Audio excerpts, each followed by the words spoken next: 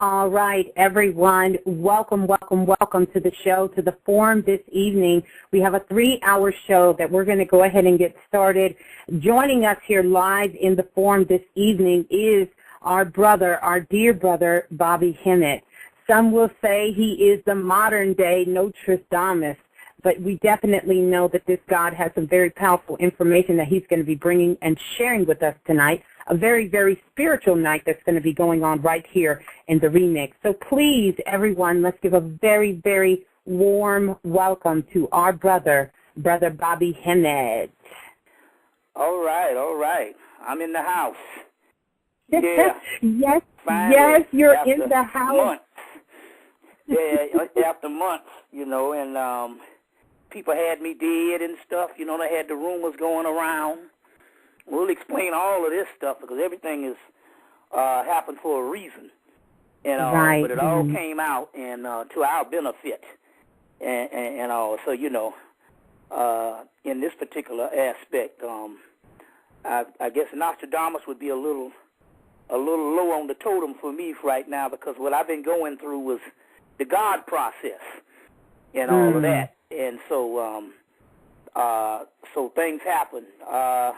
So glad to be back. Like I said, this is the first time I did anything this year on Blog Talk, and I did very little lectures actually this year, not by my doing, but by the spirit world.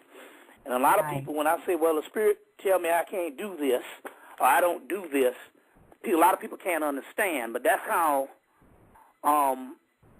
you get the benefit. When the Spirit's telling you not to do something, that's how you get the benefit. Take case in point. On the 8th of January, which was Elvis Presley's birthday, we said, wow, Elvis. Well, it's interesting here. Anytime the Racist History Channel come on and tell you that Elvis was a black man, then he's black, because they're not going to do that. You see what I'm saying? They put very little black history on there. So when they came in and said that he was a part of a tri-racial people called the Melungeons, then he's black. And they named Abraham Lincoln and, Ava Gardner. But we'd done the research on Abraham Lincoln and that whole, those so many black presidents and stuff. That's the research been coming out since the 70s. But so they told me what had happened was early that morning, I woke up and I turned on CNN, and CNN had an article. Well, they had a thing that had the guy, Dr. Sanjay Gupta, was talking about an article that was broken, I think, from the Washington Times, that they had done research, and they said that black people who stayed further away from the equator, which is talking about, the equator being in Africa, the people that stayed further away from the warmer climates and stuff was coming down with more heart attacks. And they said because for some reason they don't produce enough vitamin E. So as a result, now I saw that morning, went to see a movie called Daybreakers, and they was talking about the vitamin E in the Daybreakers movie. So in the theater, they came to me in the theater because the movie had all kind of stuff. It's a movie to be studied because it dealt with all types of stuff, and they was dealing with melanin. I mean, so many words. Any kind of research on the blood is basically melanin. And so the spirits came through and said, when you go home, take down everything off the website. No Facebook, no MySpace. Take it off the website. Now, so I don't argue and stuff because I know there's a reason for certain things. So then the 13th, so that was the 8th, the 12th. Haiti hit. The earthquake in Haiti. The next day was my mother's birthday. On the 13th, on the 11th, we went to some a regular black thrift shop in the black community, and I go through there to find types of rare things. Every now and then some stuff will show up, but highly unlikely a Venezuelan statue would show up, which is Marie Leonza riding a horse, a naked Indian, Native American riding a horse. And Maria Leonza showed up, and I bought the statue. Then come to find out that Venezuela also got hit by an earthquake. They sure you see what I'm did. saying? Yeah. Got hit by an earthquake. So there's certain things that started to correspond. And so what we're going to do is I'm going to go through a chronology of what led up to now. And what went through, and then I have to explain several reasons why I had to go and be on hand to assist certain amount of people. So therefore, assist certain amount of people. So this all started.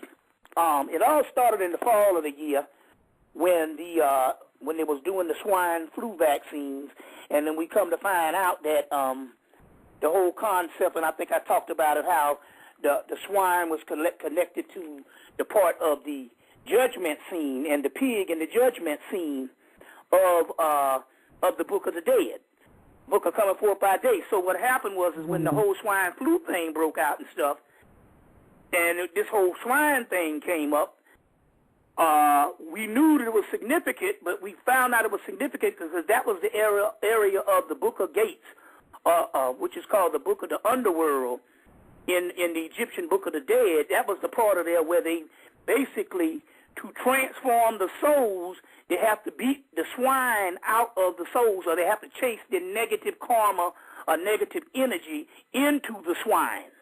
So they beat this negative energy into the swine, and this is what they do when people go crazy or get sick. In what we call the Twa people, you call the pygmy. They go get the swine and they if they got a person that went crazy, or a person that's mentally disturbed, they would chase the mental illness into the swine, and the swine goes crazy. Well, the same thing happened in the judgment aspect. So if this was going on, then we must say that we were in this part of the judgment.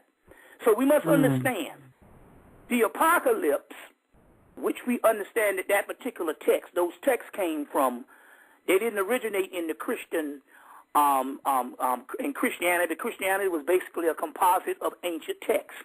That's why you still can't throw the Bible out, because there's things that's in there, because it's a composite of ancient texts from the ancient world, which the new man would have not been able to decipher now unless he got one little comprehensive book. But that's a whole other thing. We'll go into that probably later on.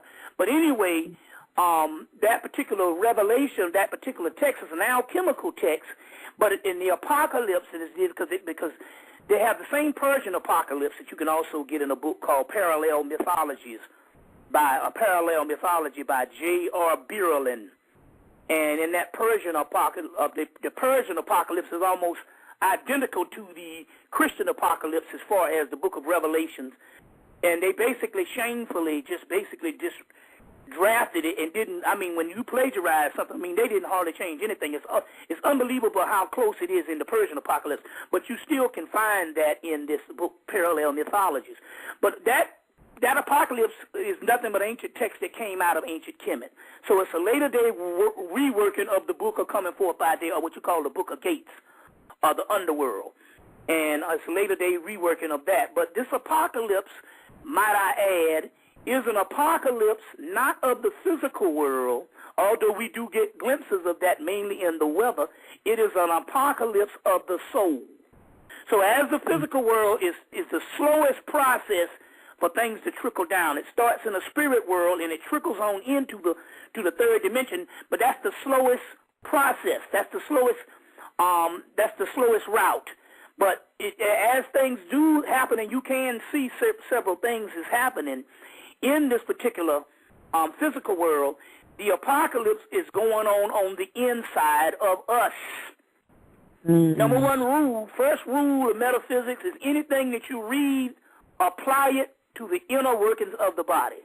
There's the outer universe and there's the inner universe, and the inner universe is the real universe. You see what I'm saying? So this apocalypse is going on the inside of us. So now what we need people to do is pay close attention as we deal with this particular chronology. And so I might add, because I did a lecture in South Carolina. One brother drove up to see me, I think from Savannah, and he called later on. I think the next day. He said, "Well, he said, I believe you held back a little bit on him." And I was like, "No, I brought advanced information, but the problem here is you're not you're not used to going to these lectures, and you probably was introduced to me on Blog Talk or on the YouTube. I said, but there's a problem here is, unfortunately, when it comes to our people, we have been trained that when we hear a person talking before us, we have been trained in entertainment. So the preacher is the earliest form of when we get the type of commentary that would later on be something as a lecture that you would have now. It was the preacher, and the preacher has to entertain. How else can you tell the same story for 50 years and keep those people loyal? So it's a form of performance, a form of entertainment, and our people don't understand when you're talking about lectures, you shouldn't go to a lecture for entertainment. You should go to a lecture to learn. You see what I'm saying? To learn. And it's a psychological process, because if they went before a white boy lecturing, they would literally be trying to take down what he's saying, because they realize this is not a form of entertainment. But because of a black man with a southern accent, you see what I'm saying? With a southern accent, and somehow, because we have these blueprints in our subconscious that we can't really get rid of, or it takes a while to get rid of, we still look at things as entertainment. So brother say, one brother calls and says, yo, man, I ranked this lecture here at number 5. I'm like, number 5, man, I got 300 damn lectures. What is the information that you get? The ranks here, I say, you're rating something like entertainment, like this is the best album I did, or the best CD I did. And so that's the problem. We can't learn, and we don't process things because we have not learned how to study. And so therefore, I can say things over and over for 10 years, and the people that's been sitting before me are just be getting it because we don't internalize nothing. So therefore, we have to, and even with this blog talk, you should, even when you go back, you should have a pencil and a piece of paper and take notes. Because when you take notes, you basically work things into the subconscious mind.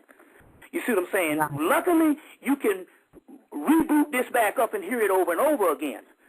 But, you know, over and over again. And all the people that was a part of the lectures that we did for the last 18 years, because it'll be 18 years this, June 27th, when I started lecturing, June 27th, 1992. Those particular people that used to go on lectures, they come with pencil and notebook. So therefore, we got to teach the people and all and this is knowledge. So do not look at this as entertainment. You see what I'm saying? As entertainment, and that way you can internalize what's going on. Now, first of all, I want to say that a certain incident happened. The brother Shabazz, that was credited for bringing me to New York between the time of 2003 to 2005. The brother Shabazz called and said he sent me something in the mail. And then when it arrived, it was a DVD. He basically called me every day, twice a day, to see that I look at the DVD. And I finally looked at the DVD, and it is it's called Dirty, the official story of Old Dirty Bastard. And so after I watched the DVD, I realized what it was. I realized why he wanted me to see this DVD. And then it got a little further than that. The vigorous attempt to call me twice a day to make sure that this thing got on, I said, okay then. This was actually ODB trying to summons me at this particular time because he wanted the same type of eulogy or the same type of thing that happened with Michael Jackson that me and Panic did, I think 3 days after Michael Jackson's death. So that's what we realized when I watched the DVD. I realized this was a summons and all because it was highly misunderstood, and there's a whole metaphysical meaning behind that and all. And this whole thing all came about when we tapped into some deities that is on the scene now from China called the 8 Immortals. We're going to get into that later on. But the 8 Immortals is also, you have the 8 Immortals, you got the 9 members of the Wu-Tang clan, and the 9th member, which is the dead man, Osiris, which he started calling himself, represents that other realm. So nevertheless, we decided to do, I don't want to say a eulogy, I want to say a resurrection. Or an empowerment of ODB. And fortunately, we have the person to do that for the simple fact now. I don't want to sound like Jesse Jackson or somebody saying, nigga, you just talk about every damn thing. My introduction to rap is Sugar Hill Gang came out my senior year in high school. And I followed that up until all the way to the conscious rap, you know, from everything from Run DMC on going on into the conscious rap with, you know, with Public Enemy, KRS-One, X-Clan and all of that. And right at the time that the Wu-Tang Clan started coming out was right at the same time I started lecturing. So as a result, a lot of my attention fell into other areas and all. And although I heard it as a soundtrack and a backdrop, I wasn't privy to ODB in the aspect of just on the particular aspect that I could do the proper send away. In this particular case, this would have to be left up to Panic for the simple fact that, number one, he's from Brooklyn, and New York, and number one, he was a part of the industry. You see what I'm saying? And he was a part of the industry and stuff. So as a result, when is this, next Friday? Yes. Next Friday. Yeah. The next show? Mm-hmm. Yes. Yes. The next show, he's going to send the brother home. You see what I'm saying? The resurrection. So you all be sure to tune into that. Right. So and let me, if I can, Brother Bobby, I want to put that out, make sure everybody is clear, because a couple people are asking questions. Yes. Next Friday, Brother Panic is going to come on, so we're going to continue this sort of resurrection. Brother Bobby Hemmitt, you're going to do it, and Brother Panic is going to come on next Friday and continue the resurrection of ODB, of the Wu-Tang. And so we'll get the information. Brother Bobby's going to drop that for us. That's what we're going through now. So, yes, powerful stuff, yes. So we'll mention the 80 immortals. We'll give you the information. We'll give you the bibliography and stuff and find out what this era is in and why this transmission of this contact came so that we can do the brother right. And I implore you also to get the DVD, Dirty, the official story of ODB. So going right along, but remember now, bring your attention to that next week. You see what I'm saying? The end of the week with Brother Panic, you know, so we can do this the right way. All right. So going on, let me take you through this particular chronology, because you know time can slip by real fast. Yes, and I'm taking you through this particular chronology. First, it started with the swine, and we knew that we was in the part of the Book of the Dead, or that particular part of the apocalypse, that particular part of the underworld, what we would also call the resurrection. Next, on 12/12, I went to Birmingham, Alabama, and the people can get the past shows. I went to Birmingham, Alabama, and we resurrected the 4 girls that was in the church. They got blew up in 1964. We resurrected those particular sisters. And when I didn't know that this was what I was going to do, I thought I was going for a lecture. But it was reminded me with my queen that we had 4 goddesses that were found in King Tut's tomb. And those 4 goddesses that was found in King Tut's tomb were on standby. And the reason why I couldn't go to Alabama, let's say, for all of the 90s, and it was only an hour and a half away, hour and 45 minutes away. The reason why I couldn't go is the simple fact I didn't have the 4 goddesses that was in King Tut's tomb that also guards the 4 sons of Horus, but they also guards King Tut's tomb, or guards the king, or his sarcophagus, or the canopic jars, or where his organs is put in. And those 4 goddesses is Isis, Nephthys, Neith, and Serket. And so I only got those 4 goddesses in the statues in 2007. So which allowed me to go to Alabama, because I didn't know that I needed the 4 goddesses, or the knowledge of the 4 goddesses. When I got there, we took the 4 goddesses, and we told those 4 goddesses to resurrect those girls. Now pay close attention, because this is one of the crux of what is going on at this particular time. It's very key that you understand this process. I said, so you resurrect these girls. In the process of these girls, in turn, resurrect you. Well, we'll go back into that later. But I didn't know that those girls were stuck in that church since 1964 for 46 years. I didn't know this until when I got down to Alabama, and the people said, well, you know, it's common knowledge. Everybody ride by the church and see the girl standing up in the church. You know, and so as a result, it was an actual rescue or resurrection. Now, one of the keys here is, and C. Freeman L. used to talk about that, the great master C. Freeman L., that, you know, when you have a violent death and it was an explosion, or even car wrecks or certain things, you can get, your astral body can get separated from your physical body so fast until you don't know you're dead. You don't know you're dead. So as a result, these girls used to be, people would ride by and they'd just be standing up in the window. So in so many words, we resurrected these particular girls. We resurrected these girls, went through the holidays, but before that, we resurrected them on the 12th. On the 16th, we went to go see a horse show called Cavalia, and they had 8 white horses, and they had several other array of horses. It was unbelievable, but the white horse represents the god Kalki.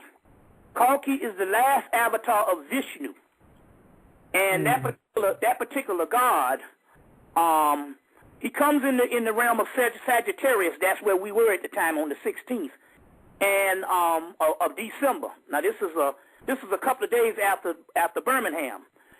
Birmingham was on the 12th.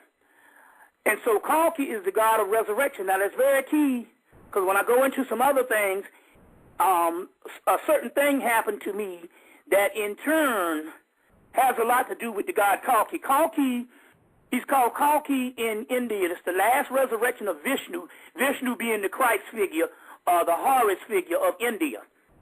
The last resurrection is the god Kalki. In the Buddhist manifestation of Buddha, the last manifestation of the Buddhist system is Lord Maitreya, same entity.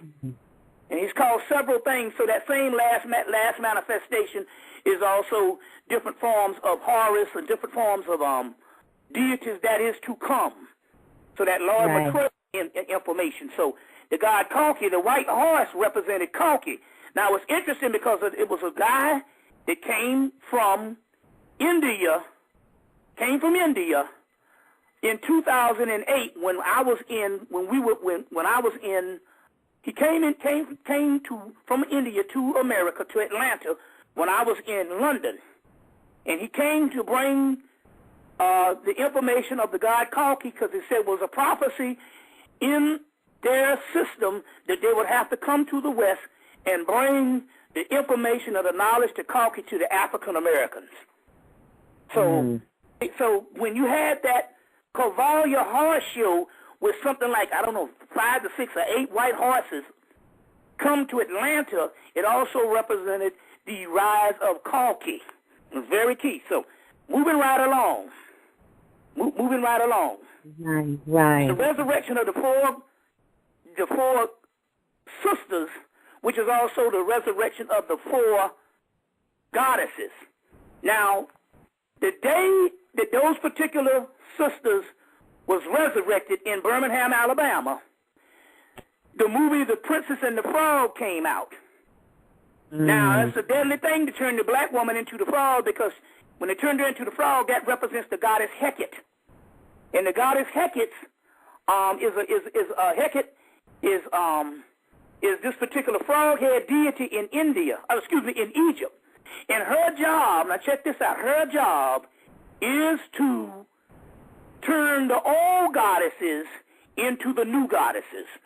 Now, very key, what we're talking about here, because this is very key, what we're talking about here, is when we go into this stuff, we're going to follow this stuff right up to this particular hour, because there's been some transformation that happened. So now, her job was to turn the old goddesses into new goddesses, and that's what happened. Remember I told the goddesses, I say, come and resurrect these girls, and they in turn will resurrect you. And that's an alchemical process. Remember, I talked about that the angelic host came in last year in 2009, and I said the angelic host is coming through, and they need our light to resurrect them because they are old deities. So they need our light, which is a new light, because it has been shut down in darkness so long until it is fermented as the wine, the vine, the light, the Christ light, which is in everyone. So so I said they in turn, those particular angelic hosts, need our light to be resurrected. And as a result, in a symbiotic relationship, they resurrect us. Now remember, angels and gods, some civilization call them angels, some civilization call them gods. They're all the same. Now, moving right along. So, those new deities, those new girls, and the goddesses were mauled together as a resurrection. As a result, they raised up the four sons of Horus, which is the four winds. And all that bad weather we had up north, even had some snow twice down here in Atlanta. All that bad weather we had this year was those rising of the four sons of Horus. The four sons of Horus, which leads us to the new year. So the first thing happens on the 8th, they tell me to shut down the website.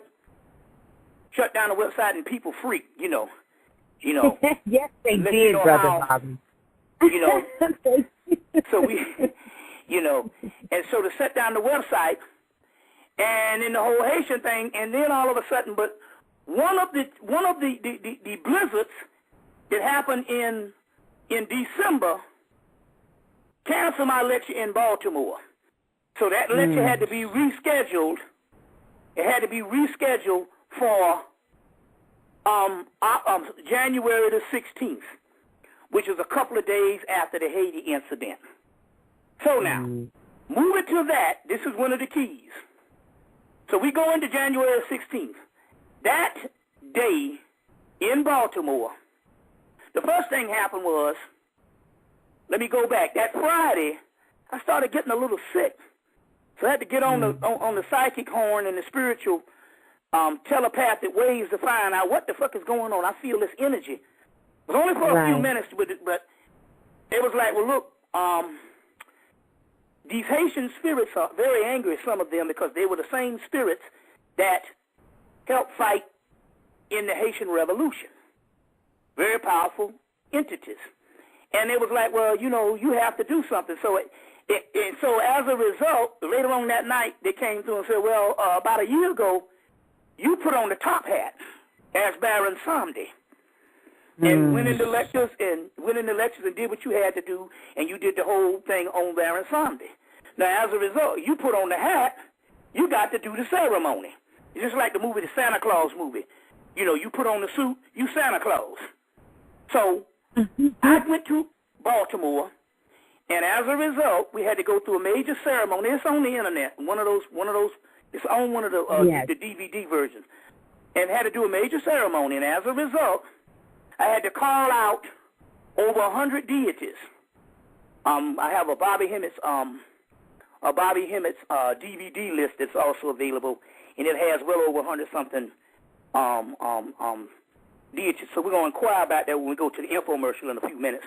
But anyway, so as a result, I had to call out the major deities with the top hat, and all of the fixings, had the Haitian music, had all of this. And as a result, I said, what we're going to do, we're going to call out, start with the lowers, and we're going to call out these other deities known to man.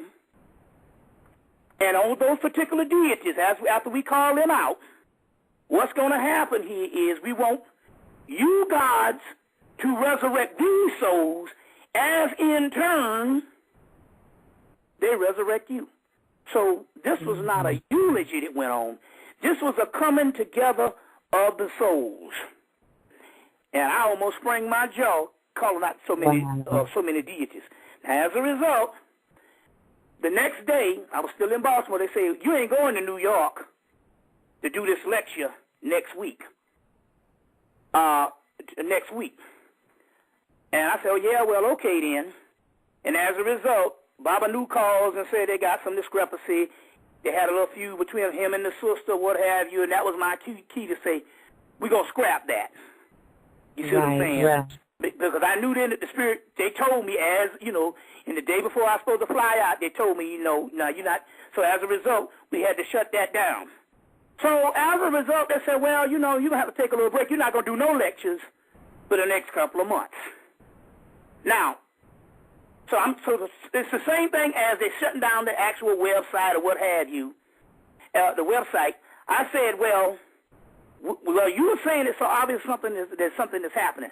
So let me explain what this whole ordeal was, why I couldn't go and do something after the Baltimore lecture. After the Baron Sound incident, and we put those particular souls and mauled those souls with those gods and the souls to come. But we not only mauled those souls, the Haitian souls, we had to do Katrina, Rwanda, and the tsunami people. So, as a result, not only did we have to do all that, what happened was, when a person makes the transition, they have to go through a 49-day period of what is called the Bordeaux period.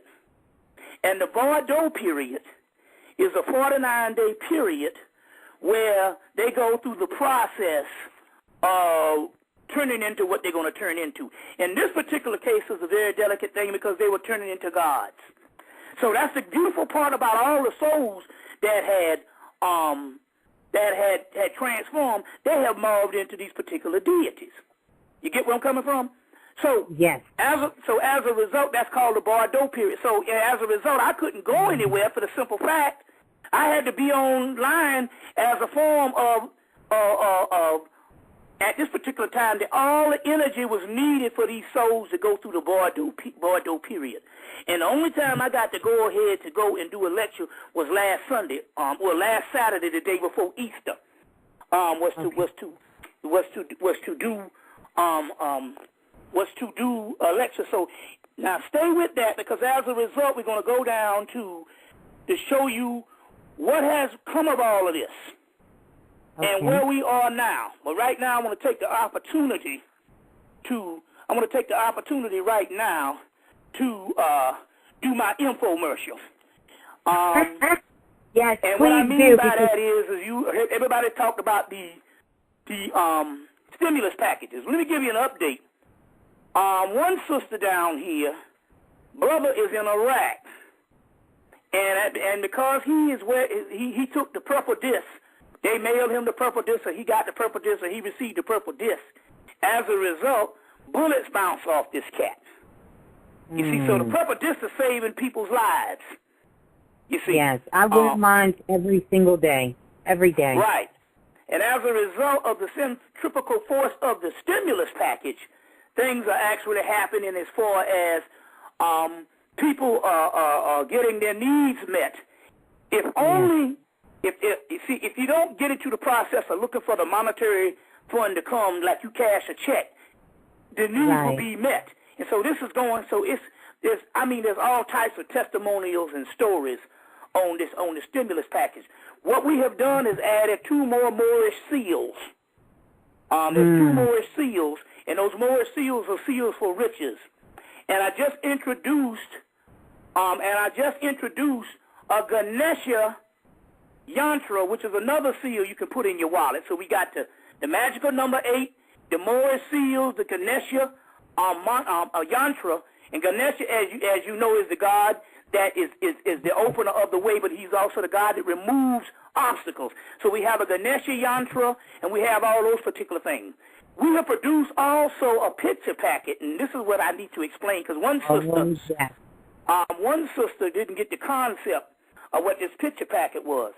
Those pictures that I had put together, and I mean it's well over 30-something or even more now of those pictures. It's well over $100 worth. If let's say if I was to sell them for $5, there's maybe close to $200 worth, but you're getting them for $50. And this is the key on this. why this picture packet is very important. I'm looking at this thing, and I'm fascinated by it as I'm producing it, because the simple fact, these are pictures that have been in my lectures since the beginning. So they have been acclimated and activated. So when one sister called and said, well, I can get all this stuff, I can go on the internet and I can pull down. I said, you ever heard the Native Americans say that a photograph steals your soul? I said, so those things don't have no power to them. I said, what has power to them is they got to be reactivated. So I said, can you imagine these pictures, the originals of these pictures and all of the lectures and all of those libations I was doing over the years? Can you imagine the kind of power? And then we talk about how those pictures respond, where we go to the copy machine and the spirits come into the copy machine. So these things are very powerful. Very powerful. We have those particular ones for $50. So for those particular people, you need to get your angelic stimulus package. You need to get your picture packets, and that number is 678-358-1055. 678-358-1055. Get the access to these particular things, especially the purple disc, because I'm going to go into some things tonight. We're not just doing a lecture just to give you information. We've been doing that for the last 18 years. We're going to go into some pertinent things tonight. And so that purple disc is very important. Those pictures are going to line up. Those pictures are going to line up with the incoming spirits. What they didn't realize is those particular spirits, when they resurrected those spirits, or when I was allowed also to help in the resurrection of those particular spirits, is those spirits are very powerful right now. To let you know, after the 49 days, I had just went and made a deal to get a $3,000 receiver, $3,000 receiver, which they don't sell in this country. I had to get it through Canada, through a pawn shop. Had gotten some in from Canada. So I made some deals. Was $3,000, but used they had it down to like $7. Then I had to go turn in a receiver, and I had to make some deals, and I probably got it at $5. Brought it home, had it 2 weeks. Was playing some Haitian music, some Haitian voodoo music, and as a result, they came in and blew the receiver up. A receiver with 5,000 watts blew it up. So what happened was I went back down to the pawn shop. They had another one. It was $1,200, but what it was the same receiver that was $3,000. When stuff first, like when the big screen TV first came in, it was like $5,000. So so when this one first came in the late, like 97, it was like $3,000. This is a later model, let's say the mid-2000s, and so it's the same receiver, but it's an upgraded one, and it was $1,200. So because as time go on, technology price go down. So in so many words, the one that I have for $3,000 wasn't as good as the one I had to go back and get, because it was an upgraded model. The key here is the Spirit said, look, that's why we blew the receiver up, because we knew there was another one down there. We go, oh, he can go back and get that one. But just to show the power of those energies, they blew that receiver up. So they was just showing. So this might not seem like nothing, but just hold on as we go on. You all right? Yes, okay. yes. I want to jump in really quick, Brother Bobby. Yes. A couple of people are asking again. You guys, for CDs, DVDs, you guys are hitting me up wanting to know about how to get CDs. Maybe you're watching portions of it on YouTube. Most of the DVDs you watch on Blog Talk, on YouTube is just snippets. We sell the uncut versions from the same number, 678-358-1055. And we sell the same ones, and those DVDs are 6 hours long. The ones from the 90s are 7 and 8 hours long. The ones in the 2000s, it wasn't that I was getting older and we had to settle it at 6. It's just sometimes we have to talk so they don't throw us out of the building. Otherwise, I'd be there all night. And then it started getting to the point where I was out talking to the audience, and the audience was batting their eyes in a stupor, because once I amp up with them when you see me do those libations, I'm actually amping up. And yes, so that might last for 12 hours. So I just had to cut it down in the 2000s to like roughly at 6 hours because the audience couldn't take the length, or they're going to throw us out because of the time, But anyway, but nevertheless, the majority of them are 6 hours to 8 hours and 7 hours long. The minimum is about 5 hours. Then you have your sit-downs.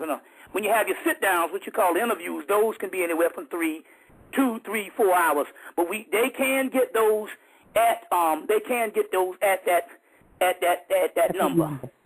Yes. So make sure, you guys, this is a way you guys want to know how you can support Brother Bobby and the work that he's doing. I will tell you guys, I have the picture packet, and no lie, the day that I got the picture, I had the African Venus that I really, really wanted. Brother Bobby sent that picture to me, and immediately she started really talking to me. I could really communicate, feel the energy off of it. The pictures are off the hook. Definitely my purple disc, I don't take it off. I have the stimulus check. That sure is, all of that is very powerful tools. 678-358-1055 as we continue with Brother Bobby live in the remix. And I'm your host, of course, Miss Bliss. All right, Brother Bobby, we're going to turn it back over to you. Okay, now I'm reporting a master Italian brother. Them Italians, them ain't nothing but spaghetti niggas. There's an Italian brother that died.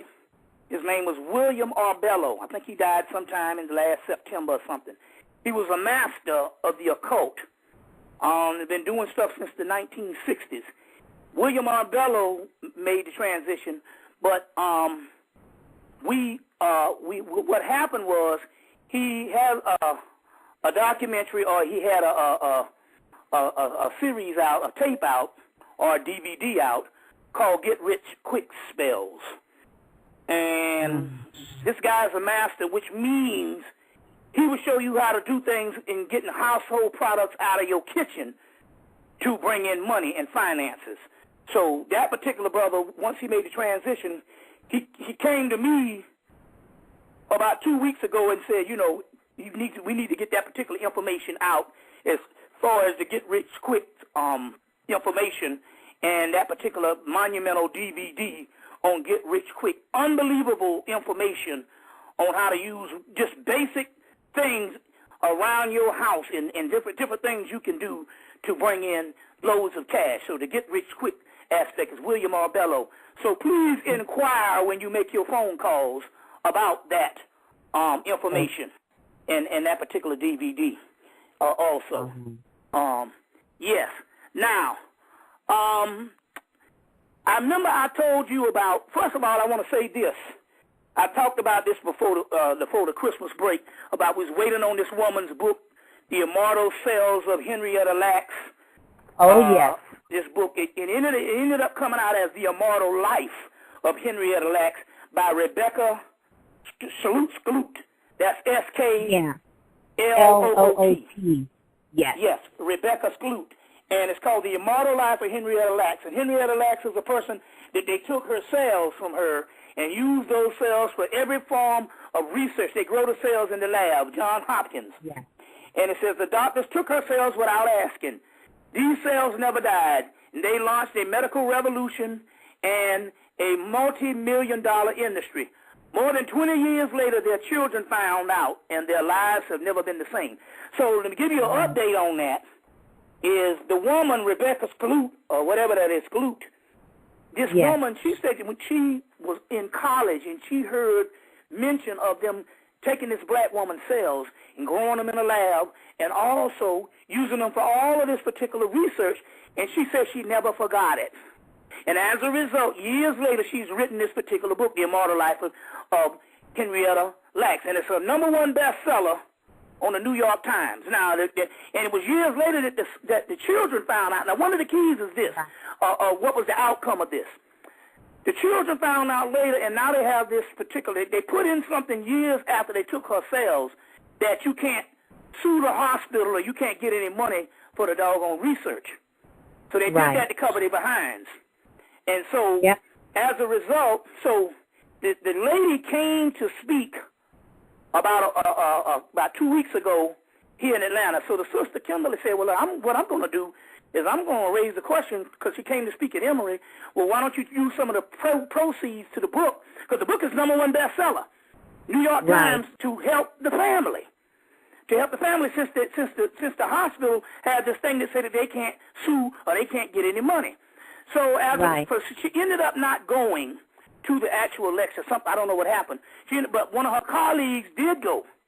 And the colleague reported back to her and said when the girl came, the girl said that she set up a fund for those particular children to start getting money. And she said the proceeds started coming in like crazy. So that is a good ending of a story, that the woman, not only did she write this book, but she also set up a fund so those particular people could get that particular information. And so I just wanted to add that into a follow-up, because we didn't know the whole thing based on her offspring and what was actually going on. Yes. We'll keep going. I got a channel on her, but yes, very powerful story. We're going to keep going, Brother Bobby. And the good part about it, the book was such a #1 bestseller, so now they've already put it on audio. You see what I'm saying? Wow. Put it on audio, which is good. So you can go to Barnes & Nobles or wherever, and you can order the actual audio. That's the good part about it becoming a bestseller. You can just get the audio and, and look at it that particular way. Now, remember I was talking about the god Kalki. Right. And Kalki is the last avatar of Vishnu. Now, you want to get his information, you want to go onto the internet, you want to type in the prophecies of the Vishnu Prana. The Vishnu Prana is where we get this information of Kalki about. Are we still on? Yes, hello? we are. We are still. Okay, yeah. The Vishnu Prana. Now, they give all these prophecies and basically every prophecy that they're giving when Kalki is to come back. And these are force fields. These are streams of energies that can be accessed in all of us. When we feel certain things strange, you see what I'm saying? Instead of some man coming back or some whatever, there's a current, a frequency comes back for those particular people who are aware. So try to understand how these energies work. So one of the things when the Kalki energy comes back is basically everything that's going on now, all the corrupt and the banks and everything that's going on in the world, nature being messed up, is in the Vishnu Pranas of what would happen. So they got the actual prophecies of how the world would be like when this particular last avatar of Vishnu. Vishnu being the Christ energy being a form of the pineal gland and the Kundalini energy. Know this. And a current, when the last installment or the last ray or current of the Vishnu's energy comes back, basically the Vishnu Prana is explaining the same stuff you see in the news every day. Basically, that's what the Vishnu's Prana is explaining. But you can go on the internet and download that. There's one part of the Vishnu Prana that I came face-to-face with on the 19th of February. 19th of February, I came face-to-face with this Vishnu Prana. One part, one of the greatest prophecies. Now, in the Vishnu Prana, they say this. They say that in the last days, man will eat the sacred cow. The sacred cow. Now, that might not seem anything to you now because the beef industry runs this country. You understand what I'm saying? But just follow me for a minute here. Say, man will eat the sacred cow. Now, let's say you was in ancient Egypt or ancient India, because in India, they don't eat the cow to this day. Even when McDonald's opened up, they had to sell turkey burgers or lamb burgers. Now, if you were in Kemet in the ancient world, and in some parts of the ancient world that later on started eating the cow, if you was in the ancient world, when these particular prophecies that was written, you see, even when they came down even orally, you would think that would be something ridiculous. It would be no different than, say, man will eat the sacred babies. You see, right now, if we say they got a group of people that live in a civilization and they eat babies, you would say, oh, this is horrible. Well, apply the same thing to a cow if you was in the ancient world. Are you getting where I'm coming from here? Yes, so when they're saying this particular prophecy, they're not saying this particular prophecy, oh, well, they're just looking and they say they're eating cows. No, they're saying it is a same equivalent of saying man is eating a baby. So, on the 19th, what happened is on the 18th, Spirit told me there was a statue of Urzuli. It was an Urzuli type looking statue, but it was a fountain.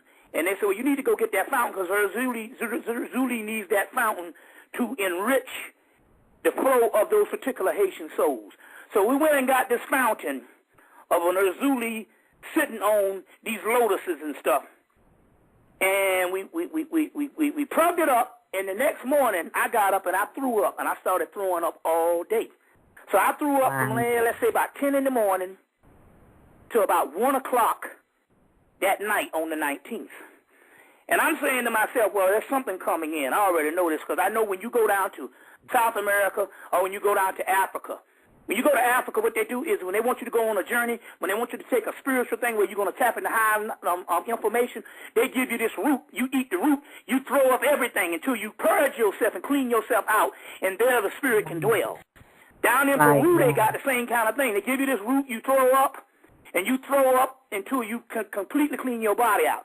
So what happened with me, I started throwing up in increments the entire day. So I threw up, couldn't keep nothing down. You see what I'm saying? The entire day, I said, now something is coming in. Something is coming in.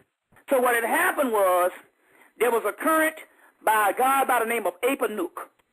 Apanuk is a deity that is down in Nubia. It's a three-headed lion deity that later on became a form of Sekhmet.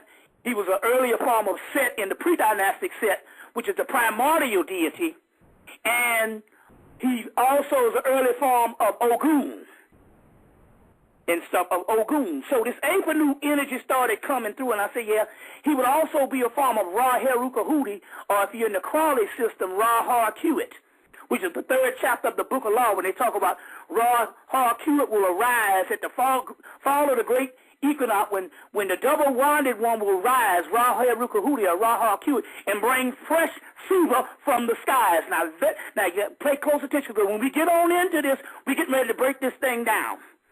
So this Ra Har-Kuit energy, which is number 19, a Sekhmet energy, this lion-headed deity that you can find in E. Wallace Budge's book called From Fetish to God in Ancient Egypt. E. Wallace Budge book, there's a picture of a god in Nubia. His name later on is Apanuk, but that's a later translation because we don't know, because Budge just said this lion-head deity of Nubia. So anyway, this entity started coming through on the 19th, and I said, yeah, because I've been throwing up. So what happened was, after, let's say about 12 o'clock, I came down with the shakes. It was almost like kicking heroin. If I had ever been on that, I'm quite sure that's how I felt. So I said, okay, I'm going to get off everything. So I said, okay, then we're going to shut down on drinking and everything, and just to see what it was. And I thought it was that, but it wasn't. I thought it was the drinking, but it wasn't. Because I don't drink. I can't drink during the day. I only drink during my music. You know, I take 3 sips. So it wasn't that.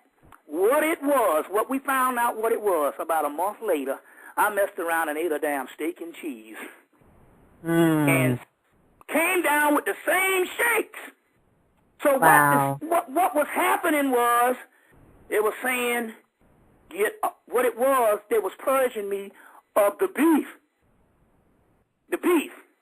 Now, what is happening, and everybody tell you, they got, any kind of burger, any kind of beef, all the beef, all of it, you got to get off of it. You see what I'm saying? Because what it is, now it's interesting here, because there's big-ass signs all over the South of Chick-fil-A. Now, Chick-fil-A, they have this campaign, if you ever down south, and they might have them up north, where they have the cow, and the actual cow is trying to give you ways to eat chicken, but not eat the cow. So one of the signs said, now look at this, check this out. When we went to pick up the statue for Urzuli, we was riding back home with the statue the night before, I started to throw up the next day, and there was a big sign said, beef puts you to sleep, or beef makes you, beef puts you to sleep, or it makes you sleepy, or makes you sleep. Now, some people say, yeah, the sluggishness of the beef would be, but no, that's not what was going on. It was a spiritual thing. The beef puts your consciousness to sleep. You see what I'm saying? Now, think about this now. McDonald's can create a turkey burger, or the big three, McDonald's, Burger King, and Wendy's. It's nothing for them to create a turkey burger. They give you a fish. They give you chicken. You see what I'm saying? They could create a turkey burger. You understand what I'm saying? And make a killing, make millions. But the beef industry won't allow that, or the government won't allow that. Right. You understand where I'm coming from here? Now, yes, you can get turkey burgers from all things, but the big three, you see what I'm saying? They won't allow that. You see what I'm saying? Because the beef keeps the people's consciousness asleep, eating Heru's body. You see what I'm saying? So when the Vishnu Prana is saying that, the Vishnu Prana is saying in the last days man will eat the sacred beef, the sacred cow. Now you got to understand something how powerful this is. Do you know one of the resurrections, and when they dug up King Tut's tomb, there's some stuff that they got off his sarcophagus. In the hieroglyphics, there's a book called the Book of the Divine Cow. A lot of people have never seen it because it costs you $300 to get the book that is translated. In 1996, I went into right before these white boys got the internet, I went into a bookstore, and I ended up buying the book for $25. But the book costs about $300 now.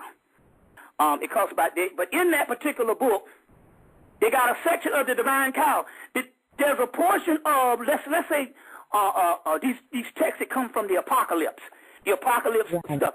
They got, in ancient Egypt, a part of that Apocalypse era, these apocalyptic type texts. One of them is called the Book of the Divine Cow. So now the Divine Cow is not only Hathor, the Divine Cow is also the Milky Way. You see? And you remember how the Milky Way formed a perfect DNA spiral a couple of years ago. So, so the cow is key. It's essential. If we're connected to the Milky Way and all the gods and all this stuff is all coming together now, and the Milky Way is a part of it, you see what I'm saying? And we also have the prophecy of the Divine Cow and a book of the Divine Cow. What better way to keep people asleep than to feed them the cow? You see what I'm saying? Yes. And America being number one at the forefront of all the steaks and all this type of stuff. You see what I'm saying? And the ground beef, which it takes. The ground beef is coming from, it might be 3 or 4 scraps from 3 or 4 different companies that they put the ground in one ground beef. And that ain't talking about all the hormones and all the other stuff, but the point I'm trying, and also the cows, knowing they're going to die, get depressed. You see what I'm saying? But nevertheless, it shuts the consciousness down. So whenever this particular entity current came through and I started throwing up, what it was is it was purging me of the cow. You see what I'm saying? People talking about the pork. No, the cow. The pork is bad enough. That's a whole other story. But the divine cow, Heru. You see what I'm saying? You see. And so it's interesting because, you know, in the Moses thing with the golden calf, that's nothing but retold versions of the scripts that came from the Book of Divine Cow, which we now have. Here's another book I want to give to people. It's a book called, I just found this about a month ago. It's a book called The Dictionary of Deities and Demons in the Bible. Now, if anybody's seen any of my early tapes, the ones I used to do in the 90s, I used to have an internet piece. No, I used to have a piece that came out of a book from the University of Michigan that a brother used to go up to Michigan and copy all this stuff, go into the libraries of the University of Michigan and copy all this stuff. And he copied an internet piece of a group of Egyptologists that showed Osiris in the Bible 13 times. And I used to go these names, Wussar, Usar, and all that. And I said, man, that would be nice if I could get a damn book, a whole book that would show all these particular deities. Right. And their different names in the Bible.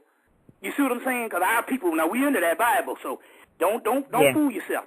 So anyway, I was blessed to find a book. It's called The Dictionary of Deities and Demons in the Bible by Karen.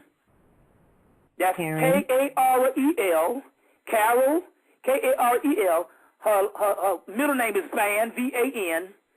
Then the next name is D-E-R, Van Door. So it's separate Van. Then D-E-R is separate. And the last name is Torin, T-O-O-R-N. Karen Van der Toren. And spell it again, K-A-R-E-L-V-A-N, then D-E-R, then T-O-O-R-N, Torin. And there's other authors. I'm just giving you the first one because it's about 4 authors.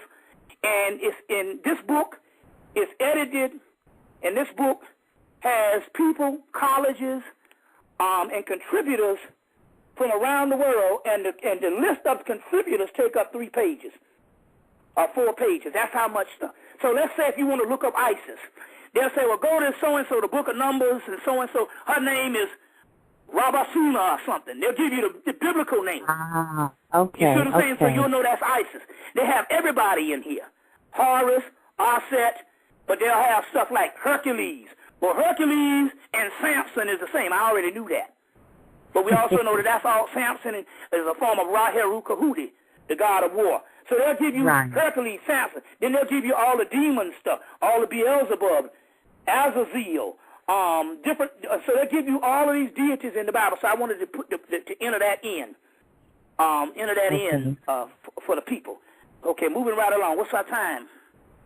Our time is looking real good. We're just at the top. It looks like at the top of the hour. We still have an hour and 48 minutes left to go. It's up to you. What That's great. You let me know what you want to do. Yes. Okay, that's great. Now, I want to say this. Do you know, when I was doing to let you know that this stuff was all tied together, when I was doing the lecture with the top hat on in Baltimore, resurrecting those spirits and putting those spirits, you see, this is not a Bobby Hemmitt deal. No, they told me what to do. You see what I'm saying? Right. They told me what to do, just like when they told me to get off the internet. You see. Which was good for us because the people panicked and started calling that number. That's the only way they can get in contact with us. And then they start selling their asses them stimulus packages. So that was a plus.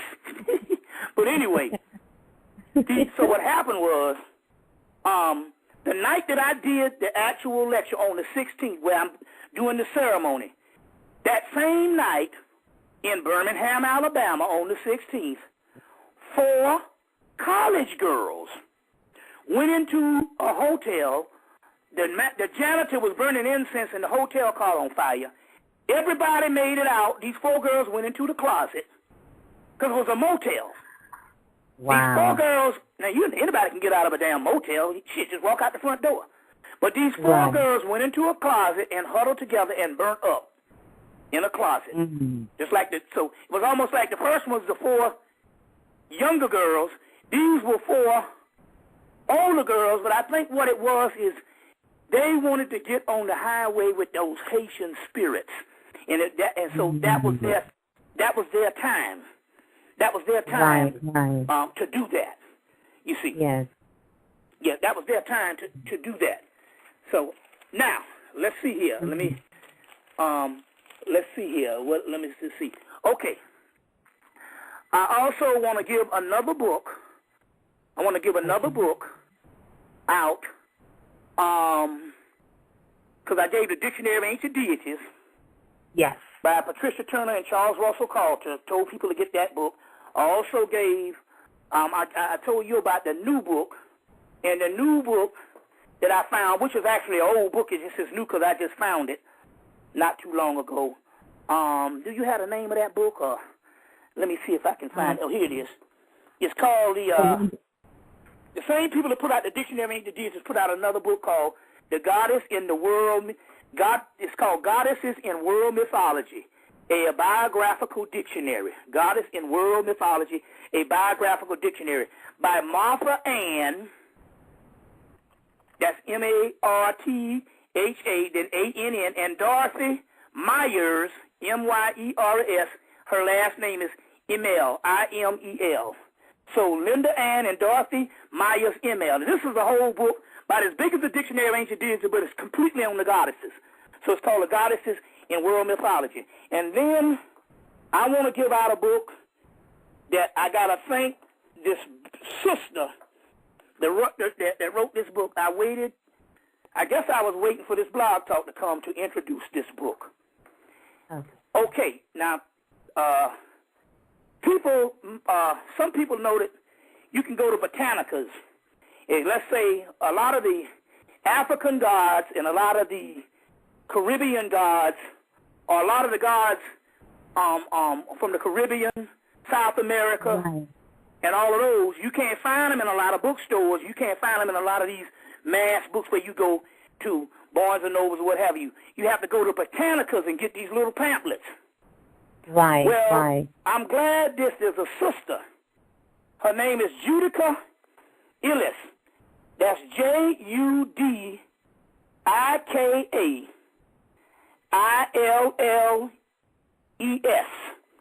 Then say that again. Her name is Judika Judika Illes. And she's put out a book called The Encyclopedia of Spirits. And it is let me tell you how many pages in this thing. This is a work of art. I got it and couldn't put it down. It's 1,056 pages of these particular deities. Now she has not only does she has Egyptian, but she would have Vodun. She would have all your Palo. She would have all your South American deities like Macumba, and which would give you Pambagera. So if you was, it's like some of them say, if there were some deities and you can't find enough on them, you just go to this particular book. It's called The Encyclopedia of Spirits, the ultimate guide to the magic of fairies, genies, fairies, genies, demons, ghosts, gods, and goddesses, by Judika Illes. And Encyclopedia of Spirits is the name of this book. So what she has done, this sister, she had another one called Encyclopedia of Spells. But what she has done is she has gone through and she's taken all the stuff that's in these botanicals and she made an encyclopedia of it. And not only does she have encyclopedias, not only does she have that, she tell you what these gods want. She tell you what they require. She tell you what they like, their colors, their foods, everything. It is a monumental work, and it's 1,056 pages, the Encyclopedia of Spirits. Wow. So I wanted to put that down. You all right? Thank you. Yes, yes, thank you. You need to get this particular book. You need to get that book. Now, this is interesting here because Sade put out the album Soldier of Love. Well, most people are saying they like the title one, but they was like, well, the other stuff, but nevertheless, it went to number one. Now, it's interesting because a lot of people didn't pay attention to the poster. The first thing, because I'm riding around town and I'm seeing these pictures of her back turned, and I'm not a big Sade fan, but what happened was when I finally got up on close to see the actual picture, she's staring at the Mexican pyramids. And on the inside of it, she's dressed like the Maasai, which is saying Africa, from where we come, and the West, or where we end. You see what I'm saying? And it's ironic that the album went to number one. You see, the album went to number one. And if you look real close, when she's staring at the Mexican pyramids, there's either a hawk or an eagle flying by. So my point here is, and it came out right around the whole Haitian thing. You see what I'm saying? So my point here is that has a lot to do. It has a lot to do with stuff that's going on right now. But it's interesting, even to invoke the Mexican pyramids and to dress up as the African on the inside of the jacket. To do that, something, it must have had some power because the album did go to #1. And it's not the best album, it's not one of her best albums. But that Soldier of Love song was real strong with that military sound. Was very interesting. You know, yes. Okay. Yes, powerful, yes. All right. Now, the other thing is I had a dream in this, and it was a dream of a symbol, a round symbol with lines through it. And I knew it had to be some type of Asian symbol. When I looked the symbol up, it was called the Shao. That's S-H-A-W, I think, the Shao, S-H-I-A. I'm going to go get the dictionary. And I looked this thing up, and it had the Shao on it. Now, first of all, when I woke up, I told Lynn, I said, well, I had this dream of this symbol. And I said, I know that the symbol is in some of the books. I know that the symbol is in some of the dictionaries, some of the dictionaries of symbols. Now, there's one that you can get. It's called the Element Encyclopedia of Secret Signs and Symbols. Yes, Element I have Encyclopedia. Yes, I have that one. That is excellent. You can get them real cheap at Barnes & Noble. They sell them in their discount department for like $9. And so in there, it's by Adele, last name is Nozedar. And it's called the Element Encyclopedia of Secret Signs and Symbols. And so I went in there and I found this symbol that I had in the dream. And they said the symbol is a symbol of something that is called the Shao. And the Shao is a symbol of a god called Shao Hazing, Shao Hussein. Now, Shao Hussein is a member of three gods of happiness. Three gods of happiness. One god he's the god of longevity. And he holds a peach in his hand, and come to find out that peach is, the symbol was a symbol ultimately of a peach, but it looks something like a rune type of a Qing symbol. But anyway, when it comes to the statue, it's a peach he holds. He's the god of longevity. There's another god is the god of happiness, and another god we looked up was a god of mammalian. We looked up the word, and the word means like reciprocity. So they call the three gods of happiness. And so it's interesting. I was in a Chinese restaurant, and I looked up on the wall, and there was the three gods of happiness up in there. And as a result of that, I found a Chinese place, and I bought 3 statues of the three gods of happiness. Then all of a sudden, what came about is after I got the three gods of happiness, there's another book I got that I read up on them called Asiatic Mythology. And in there, they appeared out of nowhere something called the 8 Immortals. And the 8 Immortals is the realm in which not only the three gods of happiness, because the last one was talking about like reciprocity. So there's a god of reciprocity, like that's reciprocity is a Maya type figure. The god of longevity, health, or even immortality, and the other one is the god of happiness, which means this particular happiness is talking about if you were enlightened. You see what I'm saying? This particular joy. Now, then the 8 Immortals showed up, which is key, which ended up leading us to the that appeared after the 8 Immortals showed up. This whole old dirty bastard thing appeared because of the whole Wu-Tang thing and how they was connected with the whole Chinese mythology and stuff like that. So to read about the 8 Immortals and the three gods of happiness, you need to get a book called Myths and Legends of China. Myths and Legends of China by E.T.C. That's E.T.C. Werner. W-E-R-N-E-R. W-E-R-N-E-R. So that book is called The Myths and Legends of China. Now, there's another book called Asiatic Mythology. It's a big, thick, maybe a 500-600 page out-of-print book. It's going to cost you some money. I got it from the Strand when I was in New York. It's called the Asiatic Mythology hardback, but it's out of print. And these days they're going to charge you. But what you can do is to get this myths and legends because they give you more of the stories and stuff. But the 8 immortals is up in there. And that's the realm. The 8 immortals is the realm and also where we are right now. Not only the 3 gods of happiness, but also the 8 immortals. And the first thing they came through and said, well, remember that you and Panic was discussing about 2-3 years ago that Bruce Lee came through and said he wanted to be raised up as a god. Wanted to be raised up as a god, and all. And they were saying, well, we also was a part of the energies that broke that current through, and all, you know, and was calling for that.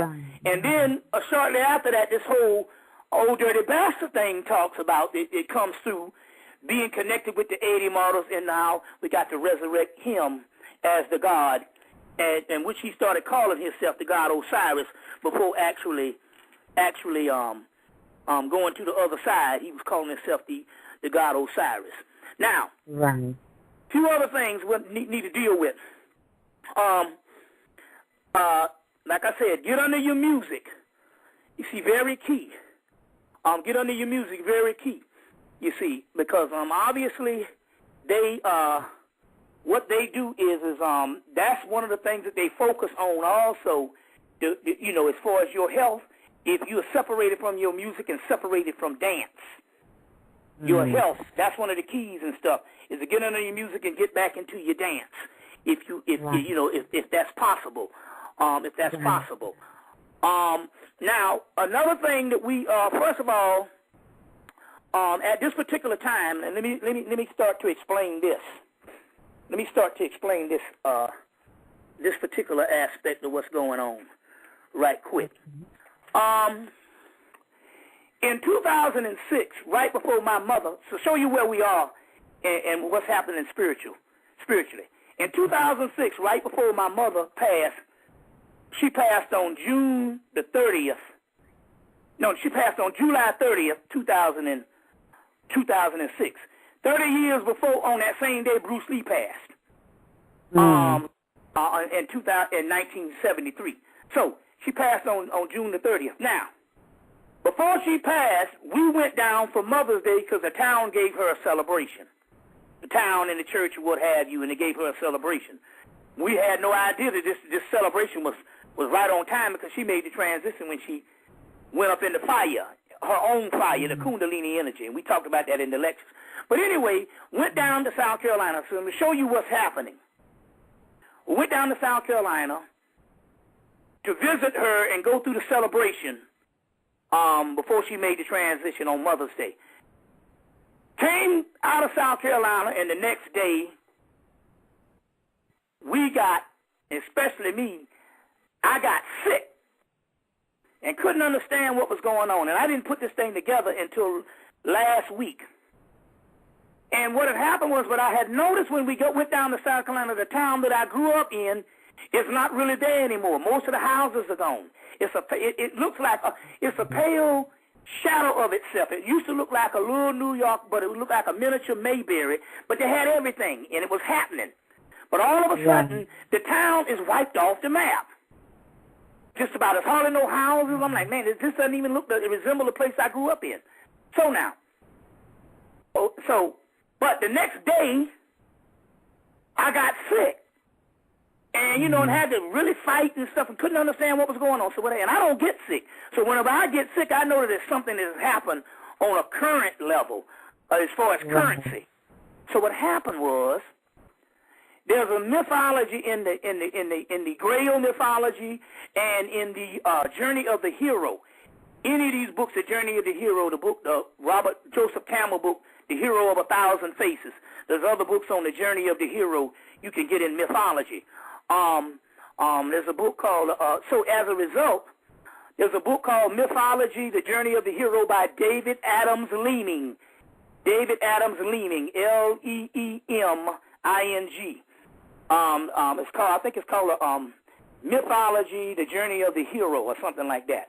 So anyway, in the Journey of the Hero, when a person is taking a cosmic journey, he's taking a sacred journey where you're going through this particular information. All this knowledge that you're gaining is a part of your initiation. That's why it's not good to follow anybody right now, because that person that you're following could be hindering your form of your own initiation. You got to find out what your path is. You can get information from them, but you can't follow them. You see what I'm saying? So we are all on this particular lecture we're doing tonight. Any of these blog talks is a form of people's initiation. People get quickened by coming in hearing this particular information. So in the hero's journey, one thing happens. When you cross a certain bridge, the bridge disappears from behind you. So it's the old saying, you can never go home. So what happens here is, especially the ones that's in the consciousness, you say, well, I know people that, go to stay home and they rich and stuff like that. We're talking about you particular people that's in a certain amount of consciousness. If you're on a certain initiation, you can't get off the path. You see what I'm saying? Yeah. So you can never go home. So what happens here is, whenever you go across the bridge and you completed that cycle, then what happens here is that bridge disappears from behind you. And where you are will set up an atmosphere conducive for you to still continue to grow spiritually, metaphysically. So what happened was when I went back, because what happened was that I hadn't gone back to Mullins in 10 years, because my mother, before she passed, she would come up to Atlanta from South Carolina and stay 2 months, stay a couple of weeks. And she did that for 10 years, so there wasn't no need for me to go back down to Mullins. For the simple fact was, you see, because she started coming up there, so as a result, I hadn't gone there from 1996 was the last time I was there until 2006 when I went back for the celebration. And as a result, what had happened was we went into a dimension that was not there anymore. Now, I need you to pay close attention. Like I say again, do not get into the entertainment part of this. You must listen to what I'm saying. Good, you can rewind this stuff, because this has a lot to do with what is going on. When I got sick, it was because I had gone back and dwelled for a couple of hours in a dimension that's not there. Remember, all this is an illusion. It's called illusion, or it's called Maya, and it's also called glamour. We'll get into that in a few minutes. Now, so when I would dwell in that dimension for a couple of hours for my mother's celebration, and we left and got on the road to come back to Atlanta, the next day, for some reason, because I had gone into a dimension that didn't exist, it must have took all of my energy. You understand what I'm saying? My energy to go down to that particular level of people that can be there. The only people that can live there is dead people. So as one sister one time, she made the observation, he's conscious sister, she made the observation. She said, well, I went home to Chicago to my parents. She's a conscious sister. This was maybe about 10, 12 years ago. She said, I went home to Chicago for the Christmas holidays with my parents. And she said, what I had to do, and all my surroundings that weren't conscious, I had to suspend my consciousness and where I was and go back in that dead world. I literally had to die to be amongst them. That's why you don't go and try to teach them nothing. Let the dead lie with the dead. So it was the same concept of that particular town that wasn't there anymore. So what happened recently? What started in a little small town of 6,000 people, well, it's less than that now because a lot of people moved away. So let's say 4,000 people. When I went to Columbia, South Carolina, where I went to school, Benedict College, and where I used to live before I came to Atlanta, when I went back to Columbia, South Carolina, which I've been going there, I used to go every year or every 2 times a year for 15 years to do lectures, because that's the biggest city in South Carolina.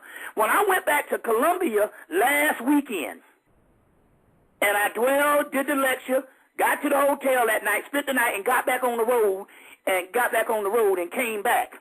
When I went to Columbia, South Carolina, by that Wednesday, I started violently coming down with some type of virus, and I started getting sick again.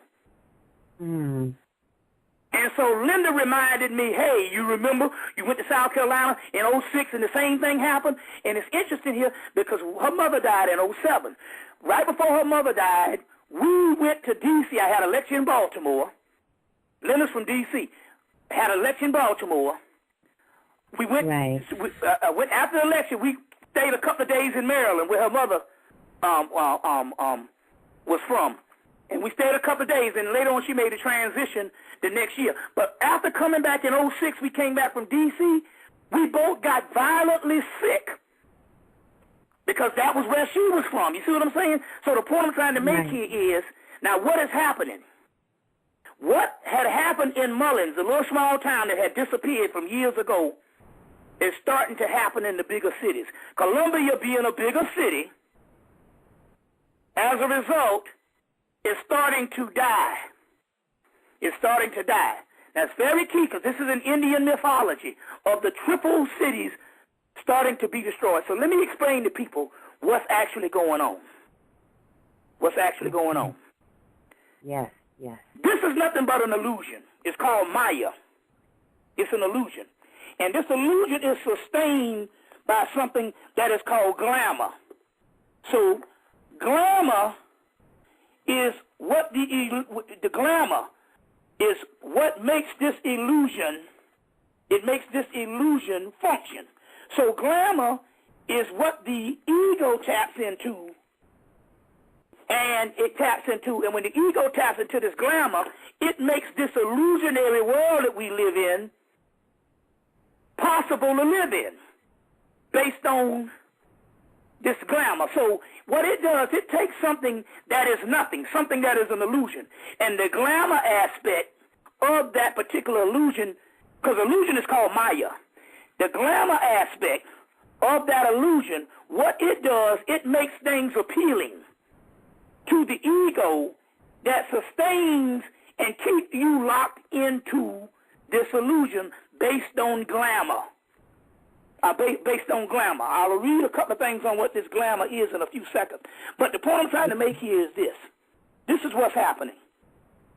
This illusion, because we live in a world, it's the same, the Matrix explained it to you when he said you've been living in a dream world. Yeah. You've been living in a dream world. Now, what happens here is because there really is no physical world, it's only basically what the brain is telling you it is, but the brain is being activated through glamour. And glamour is any kind of appealing thing that's visual, emotional, and psychological. And as a result, it makes this appear to be real. So what has happened here is, when I went back to South Carolina, I went into a world that actually is not there anymore. What is happening here is the worlds are disappearing. It's just that the glamour is still keeping this thing in an apparent state that really doesn't exist. So what I was feeling the other day with the particular glamour, I was feeling the other day, was in actuality I had gone into a zone outside of my area of comfort or my area of spiritual, because my whole house and my world is set up spiritually.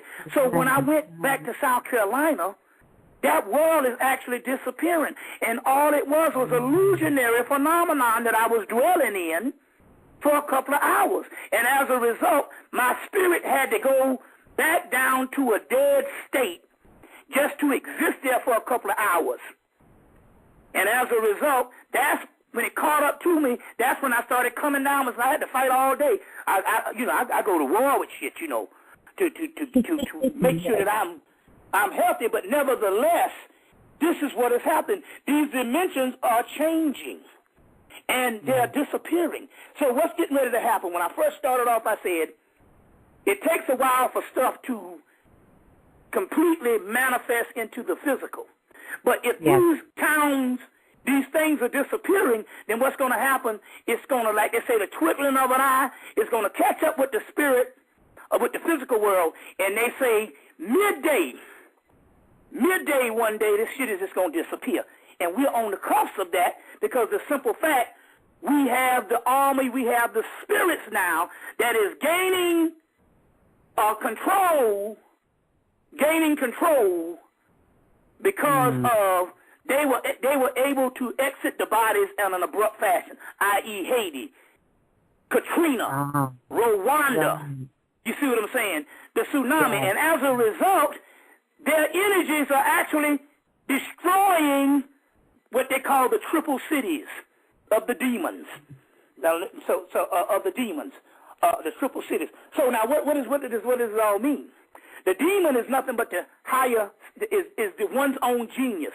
So what is happening here right now is, in any relationship that you are having that is not going right with a person that you are dealing with, you are creating that relationship. So you are creating the world that you live in from inside out. So if you got something that's going on in your life that is either in a relationship, a financial, a meltdown, or anything, you are creating it from the inside out. What you have to realize is what you have to do is change your perception and create what you want from the inner realm. And just basically by seeing what you want to happen, imagining what you want to happen, because that is the real world. This is the illusionary world, but you are actually being duped by it because you're thinking it's real with the glamour. Only thing you have to do is to go inside and say, this shit ain't real, and what I want to create for myself, I have the ability to do it. Long as I understand that the world that is so tragic for me, I'm bringing it on myself. I'm bringing it on myself. You see, if you're in a relationship and your husband is a slob, and your husband, you see what I'm saying, is an idiot and a demon, you create in yourself what you want your husband to be. So you go in your mind. If you can do this for your wife, you can do this for your girlfriend, you can do this for your friends. You say, well, I'm going to go inside. I want this person here to be this, and I will create this person on the inside of me what I want it to be on the outside of me. And guess what? Your husband, your friend, your contact, your workspace, everything will change based on you have the ability to create it. That's right. You get where I'm coming from here? Because this is an illusion. It's all gone now. It doesn't exist anymore. You see? Right. So let me give you some things of what glamour is. And so glamour is, until I get to the crux of what I'm really here for and tell you what it's all turned out to be. You're going to be blown away by this. But glamour, now glamour of physical strength. These are the things with glamour. It's a ray. It's an actual ray. It's a current, and you got to break that current and all. So I'm going to give you understand what this is about. Glamour of physical strength. The glamour of personal magnetism. The glamour of self-centeredness and personal potency. The glamour of one at the center. They're just talking about the selfish aspect of people. The glamour of selfish personal ambition. The glamour of rulership and dictation of wide control. The glamour of the Messiah complex in a field of politics.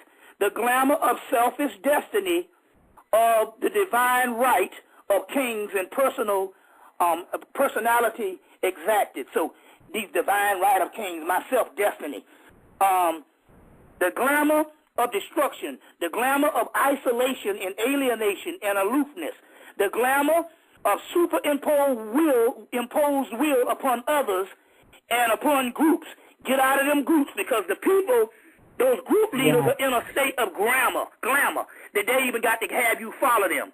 The glamour of love, the glamour of the love of being loved. I just want to be loved. That's a glamour. I just want to be loved. The glamour, you see, the glamour of popularity, the glamour of personal wisdom, the glamour of selfish responsibility, the glamour to complete and the glamour to complete an understanding which negates the right of action, the glamour of self-pity, a basic glamour that is a race. Self-pity is a glamour. The glamour of Messiah complex in the world of religion and the world of need. The glamour of fear based on undue sensitivity.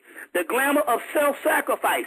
The glamour of selfishness and unselfishness. Oh, I'm going to give to the people. I'm going to give to the people. My people, that's glamour too. The glamour of self-satisfaction. The glamour of self-service. The glamour of self-service. I mean, it's some glamour of war. It just goes on and on and on. And this basically is the basic functions of psychological behavior of the people. And you are creating all of this stuff through the glamour and what you've been programmed, and basically you can go inside and you can create the world that you want, because guess what? The physical world, the world that we think is really not here. It's just being created by an illusion, by glamour. Yes. You all right? Yes, Hello? yes, we are with you. We are with you, Brother Bobby. You can't hear me? Yes. Yes. Okay. Now, let me go into, what's our time looking like? Oh, our time is still looking good. Let me take a look here. We still have about an hour and 14 minutes to go. So, right. Okay. Remember, go see the movie Alice in Wonderland. Because in the movie Alice in Wonderland, that's what she had to do. She had to go inside and direct the world that she needed to create for her world to go when she got back in the physical earth.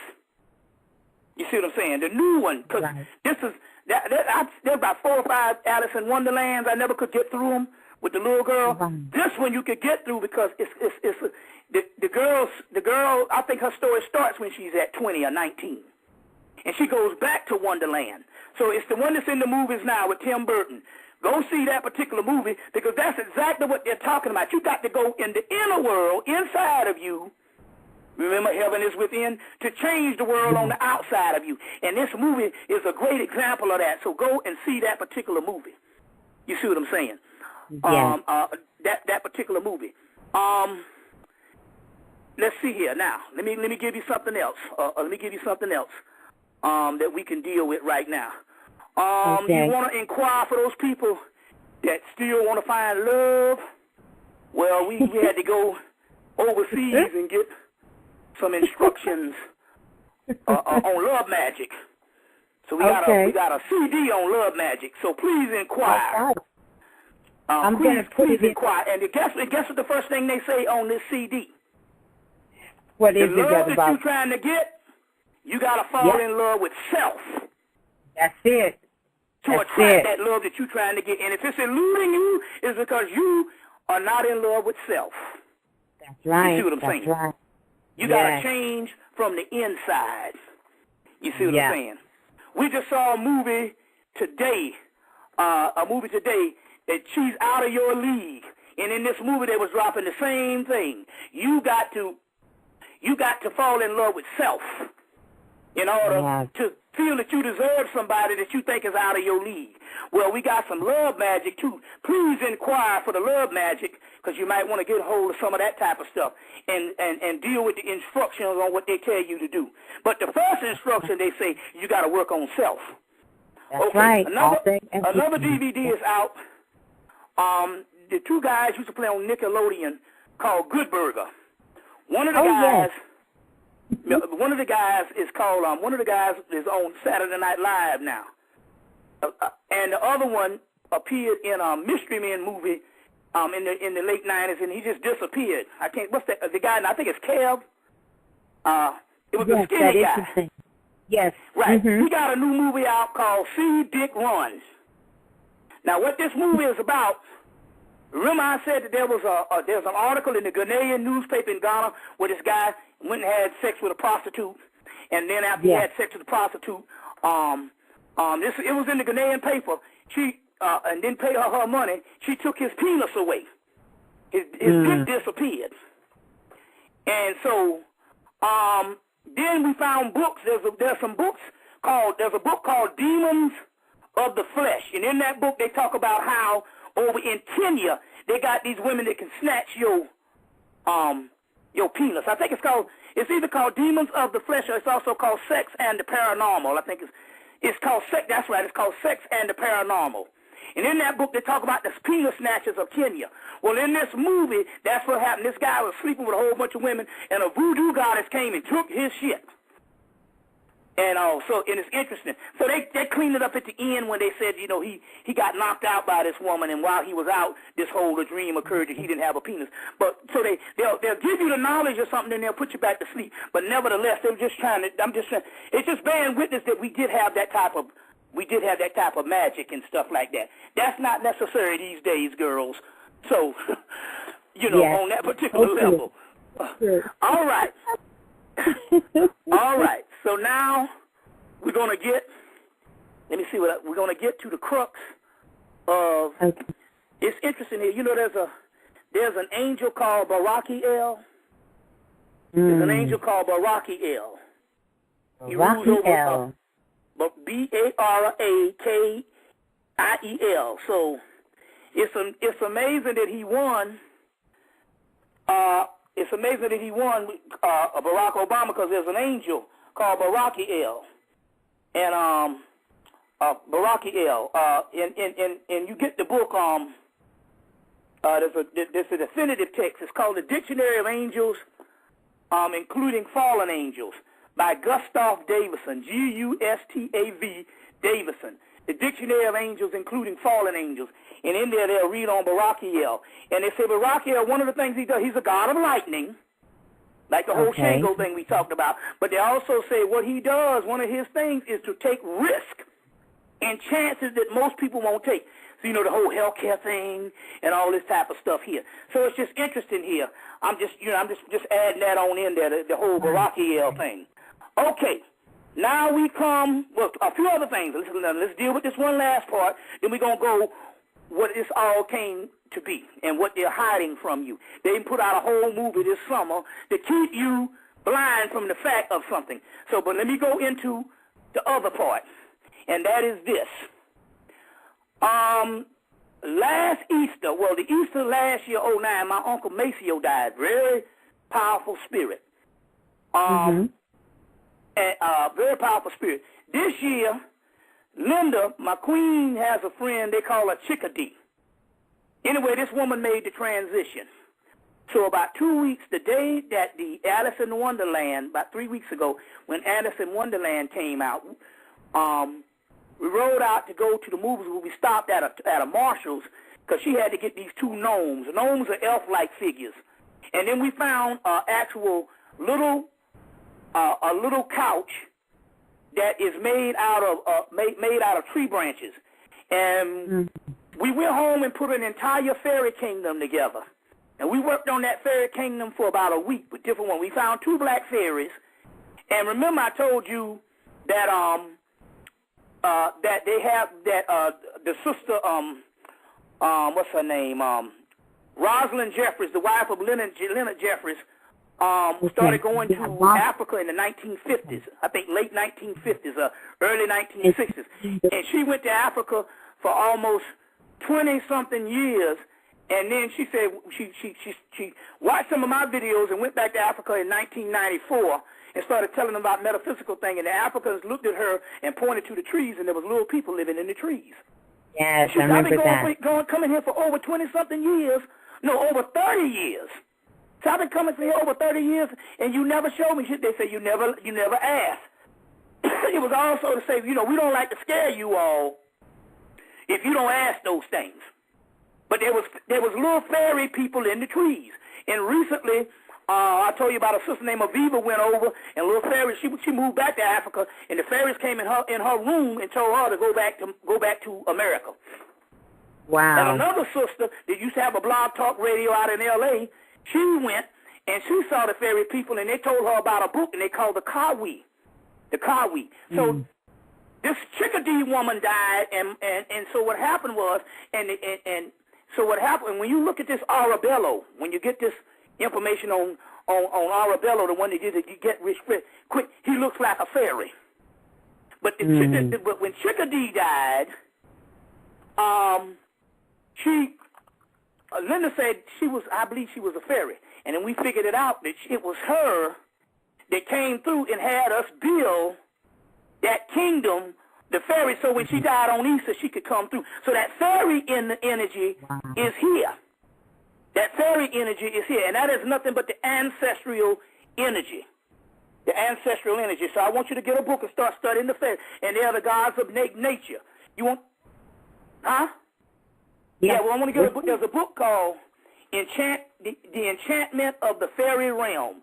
The Enchantment of the Fairy Realm by Ted Andrews. Ted Andrews is another guy that did the book Animal Wise and Animal Speaks, and he just made the transition. It's called Enchantment of the Fairy Realm, and it says Communicate with the Nature Spirits in Elemental by Ted Andrews, Enchantment of the Fairy Realm. Now, there's a movie that you can find if you can get on Turner Classic Movies that came out in 1946, and it's dropping on the fairy realm, and it's called The Three Wise Fools. The Three Wise Fools. If you can't get it, just inquire when you call the number, and we'll see what the deal is. It's a black and white movie, but they're dealing with the fairy realm. Okay, and the innocence. Okay. Innocence. You got to become innocent like a child. Yes. And that's to tap in. Now, and also now, the ultimate fairy movie is also called The Spiderwick Chronicles. The Spiderwick Chronicles. They ain't yet brought that on cable. They just went past cable. It came out in 2008, The Spiderwick Chronicles. But what we're trying to tell people is the fairies are real, and you can see them if you want to, but it's about innocence. It's about innocence. Now, let me get into what all of this Haitian stuff has come into being, come to be. All right. I said after the 49 days, those Haitian spirits came through and they blew up a $3,000 500-watt receiver, a 500-watt receiver. This receiver was so bad that I could put on Billie Holiday and she would actually be in the damn room singing the song. And that is the reason why they don't let this kind of stuff come. Remember, brothers used to go in the army back in the 70s. Brothers used to go in the army to get their receivers, because what it is they don't let the real receivers come in this country. The real receivers are amplifiers. They'll tell you it's 100 watts. They're only 30 watts. They only allow 30 watts. They tell the people in America, you got a 100-watt amp, that's only 30 watts. You got to go outside of the country to get the real deal and stuff like that. So, and it's because they're trying to stop the inner ear melanin. The inner ear melanin. So now, when these spirits came in and blew up, that they was trying to send a message. First of all, what happened was, during the 49 days, after the 49 days, every Monday morning or Tuesday morning, they would have a loud explosion here in Atlanta. A loud explosion. Now, I go and turn on the news. I say, now, if we don't hear nothing about this explosion, and car alarms go off and stuff, I mean, it was huge. I said, if we don't hear nothing about this explosion, we'll know that that's coming from the spirit world, and they're just going to sweep it under the rug because they can't explain it. And one day we caught one of the newscasters saying there was an explosion this morning, but didn't hear no more about it or something, and they must have stopped her. And this went on for a couple of weeks. This was right at the time of the 49 days, after the 49 days was over and all. So that's the time they came in, had an explosion one morning. About 12 o'clock, they blew up my system. Now, let me go into what all this is about. Since those particular souls have morphed into gods, energies, frequencies, let me explain this on what's going on. And we get ready to break an age-old mystery that they don't want you to know. This summer, they came out with a movie called The Fourth Kind. A movie called The Fourth Kind. It's supposed to be about experiments that actually happened in Alaska during the 2000s, where people were abducted and went crazy and killed themselves, and started hearing this alien language that they had to call him a black man who was an expert on Sumerian languages. Now, this is a true story that they put out. It was a true story. You can get the DVD now. It's called The Fourth Time with Mila Jovovich. You know, she's played in all the Resident Evil movies and stuff, in The Fifth Element. Anyway, this is a real movie on real experiences that happened in early 2000s, like 2000. And these people would hear these things, they'd get abducted, they would go crazy, they'd kill themselves.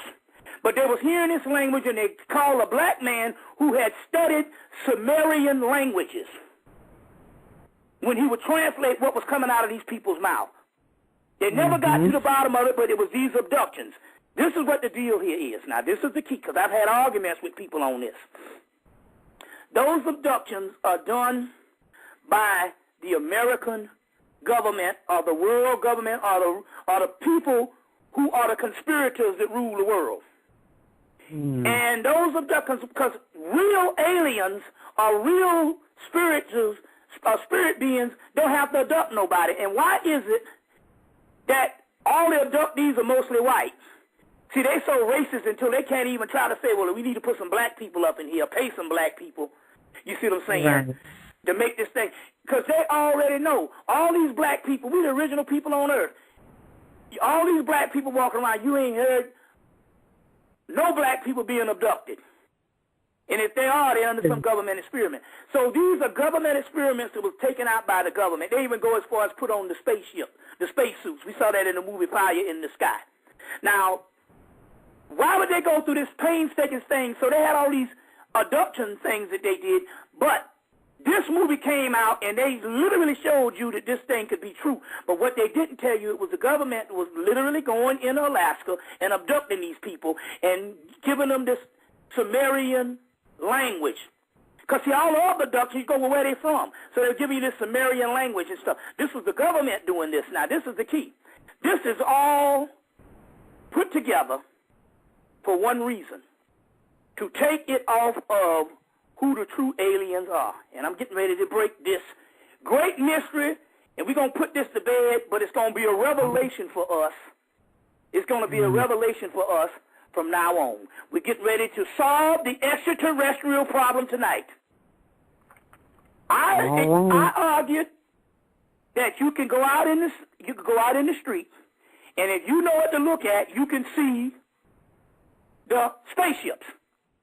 But I argue that they're not physical. They look like pulsating little orange greens and different aspects. They look like pulsating lights.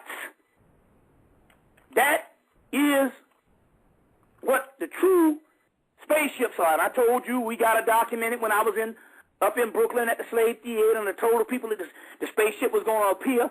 And this was early in my career. If E.T. didn't show up, I wouldn't be lecturing today, because them niggas from New York, I never heard the end of it. They never wrote rap songs about my ass if E.T. didn't show up. But it did show up right over the Slave Theater, and we got the people in Harlem on the tape, on the actual tape.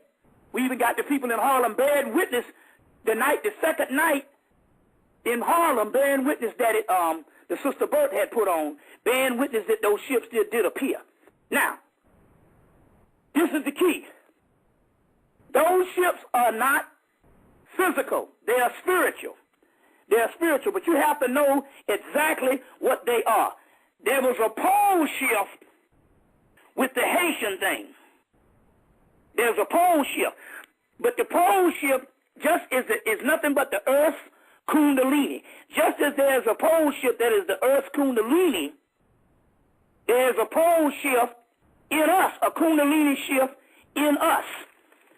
Is a Kundalini shift in us. Now, then, what are the UFOs? When the pole shift happened, there was a resurrection of the Haitian spirits, and they had a conversion of those spirits with the God spirits. That happened with that particular thing. You can go online and see the lecture where we did that ceremony with the God spirits. What the UFOs are is none other than the chakras in your body. Now try to understand this.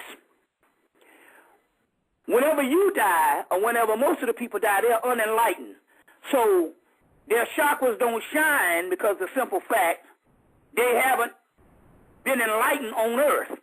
When you get to a certain level of enlightenment, you radiate and you pulsate. As a matter of fact, I'll guarantee you this right now, if you could lay down real quiet, some of the people that's been in this for a minute, and you could hear a rotation in your chest. Oh, you will think you'll first get scared and think it's palpitation. You go to the hospital, they won't be able to find nothing. Yes. You'll hear this rotation in your chest. These are the actual chakra system. Now, let's say a person as myself that has given up career and given up everything to know the universe and to know everything that I can finally know, run after this particular knowledge, and became enlightened in my lifetime. Some bodhisattva or somebody who went through certain things and became enlightened. When we die,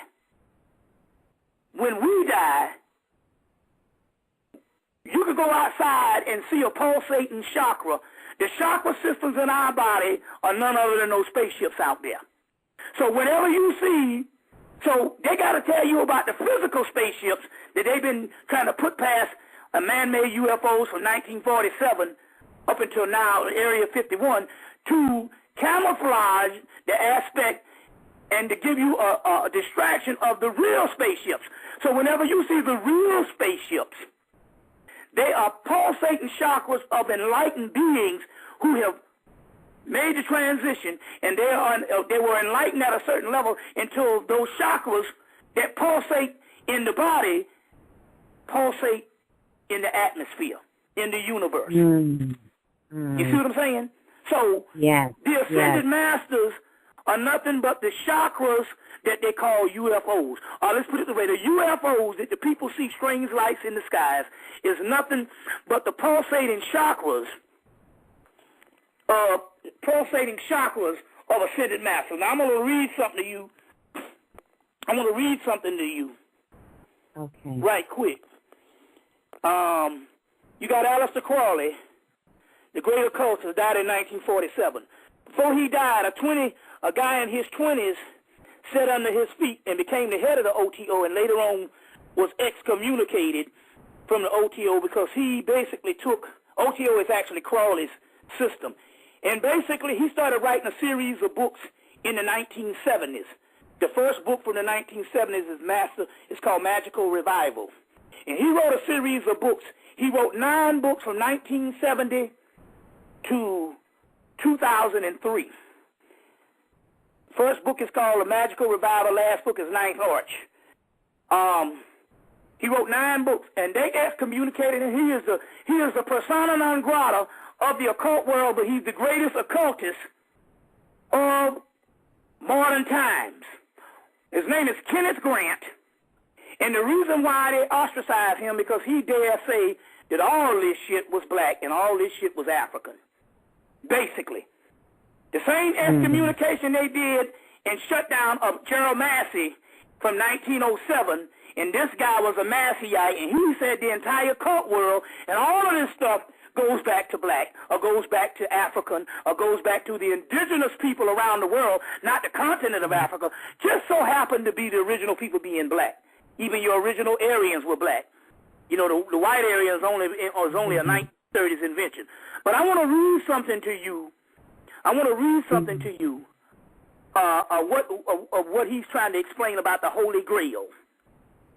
The Holy Grail is associated with changing colors.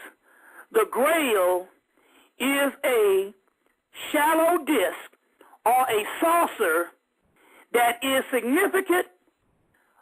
That type of the goddess is the disc. The whirling wheel that spins when the Akashic current, which is the chakra, is a mauve zone, is magically activated. The red, orange, and scarlet colors are predominantly, now let me get this right. I want you to say, he's stating something here that is unbelievable. The red, orange, and scarlet colors predominant in UFO sightings. And in Babylon, the Scarlet Woman is the goddess where all stuff is given, all power is given. And it says, some initiates like Michael Bertio, Michael Bertio, he wrote the book, the Vodun Gnostic Workbook, sees the UFO phenomenon as an expression, as a basic chakra. The phenomenal space goddess called Aditi is a dynamic form of what is called Harriet. Now, Harriet is the Harriet point in Crowley's mythology is the black dot.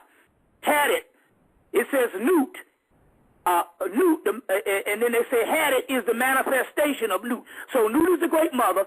The winged disc, the black dot Harriet is her manifestation. The UFOs, this is what it says. The UFOs sometimes comes from the sky. The Grail is also said to come from the sky. It's the cup that bears the blood of Christ. The cup that bears the blood of Christ is the pineal gland, the ajna chakra. So the Grail is called a cup that bears the blood of Christ, i.e. melanin, which is the pineal gland, which is called the ajna chakra. And so the Grail comes from the sky. Sometime the Grail cycle knew that the holy vessel appeared in 5 major shapes, 3 of which is a chalice, a stone, and an altar. And they go in, so they're talking about the Grail, and they said that appears in the sky is nothing but your basic chakra. Now, how much time we got? Because I want to complete this. All right. Let's take a look here, Brother Bobby. I think we still got 50 minutes. 50 minutes to go. Let me end this up so we can go to a question and answer. I want to end this up right now. Because as a result of those particular... Now, remember I said if illuminated being, a person who gets illuminated, if he was to leave the physical body, his chakras would shine. The 7 chakras, the 7 orishas. There's 7 holy orishas, which is the 7 stars of the Pleiades. So, the Pleiades, the 7 orishas. And I said, if I was to leave, my shit would shine, any ascended master.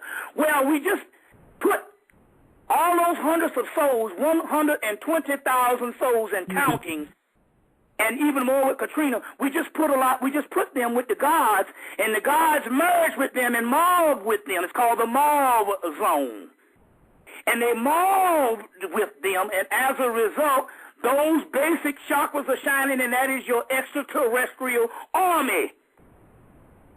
Now it says on February 19th, the great God, 3rd chapter of the Book of Law, the God Ra-Heru Kahudi would rise from the skies at the fall of the great equinox. Harmachis would rise, which Harmachis is the great Sphinx, would rise and bring fresh fever from the skies. Those are the illuminated chakras of the great turn, because we had massive death that's now been put to the gods and illuminated the gods, and they've all morphed as one. Okay, last piece of this, and we can go into the question and answer. All right. In India, we got in India, we have the last incarnation of Kalki and Vishnu. And the Vishnu has something called the Sudarsha chakra. You heard me talk about this in my lectures. The Sudarsha chakra is called the Sudarsha. Sudarsha, beautiful bee. The name of Vishnu's weapon, a discus, lives in the sky, has the form of a wheel. By the rotation, comes back to Vishnu's hand. It is a very sharp edge which can slice off the head of demons as big as mountains, but also sprays fire sparks, blast the beams of lightning, that so it can burn down cities. Now hold on now, because I'm going to show you what it is. Burn down cities, which has the arms of an elephant trunk. Vishnu's arms are respectively Vishnu aims respectively at the enemy's armies and fells the demons in battle over the thousands and throws cutting, burning at the same time. So it's called the Sudarsha chakra. Now, what it does, it burns down the triple cities. Remember I said I just came back from Columbia, South Carolina?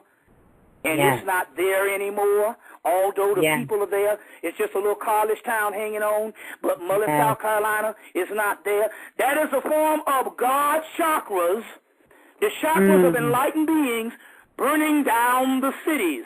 It's called Shiva destroys the triple cities of the demons. The demons is nothing but another word for the asuras, humans.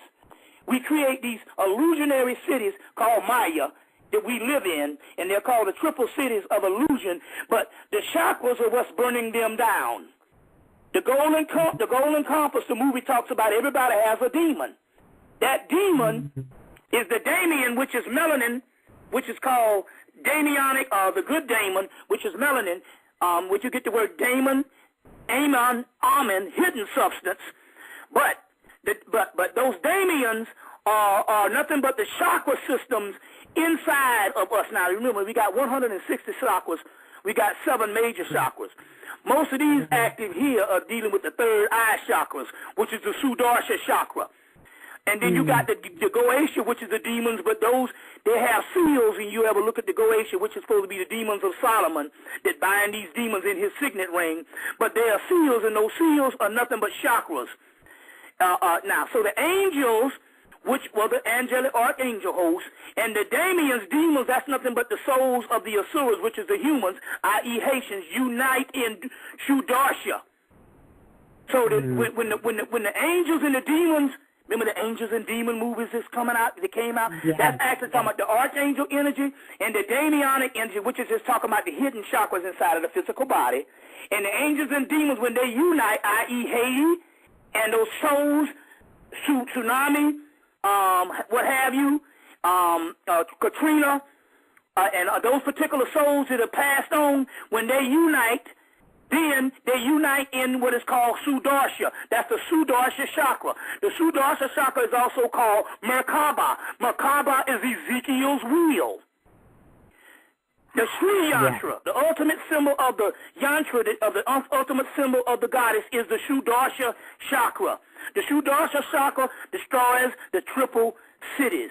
The Mayan calendar, the 2012 Mayan calendar, is the calendar of a Sudarsha chakra that disappears the cities, that destroys the cities, i.e. Columbia, South Carolina, Mullins, South Carolina. The cities are destroyed when Shiva dances. He dances on top of a dwarf of ignorance. But if you ever see the dance in Shiva, which is called the Shiva Nataraja, and when you see that dance in Shiva, he's dancing, not only there's a serpent around him, but he's dancing in a circle. There's a circle and a disc he's dancing in. That's the Sudarsha chakra. And Shiva destroys the triple cities of the demons. So, what is happening here, the basic chakra systems, is nothing but the chakra systems of the beings, and those are your UFOs. Those are your UFOs, but they come together when the gods and the titans merge, clash of the titans. But they merge, in the Great War, they merge and come together, and they have a truce. Remember, they granted him a truce, but they had a truce between the Orishas and the humans back in 2007. We talk about that in the lectures. Nevertheless, everything now is one, and now these particular spirits are now coming together. You want to get a basic chakra book? Get the book, you get a book called The Book of Chakras, Discover the Hidden Forces Within You, by Ambika Walters, AMBIKAWAUTERS.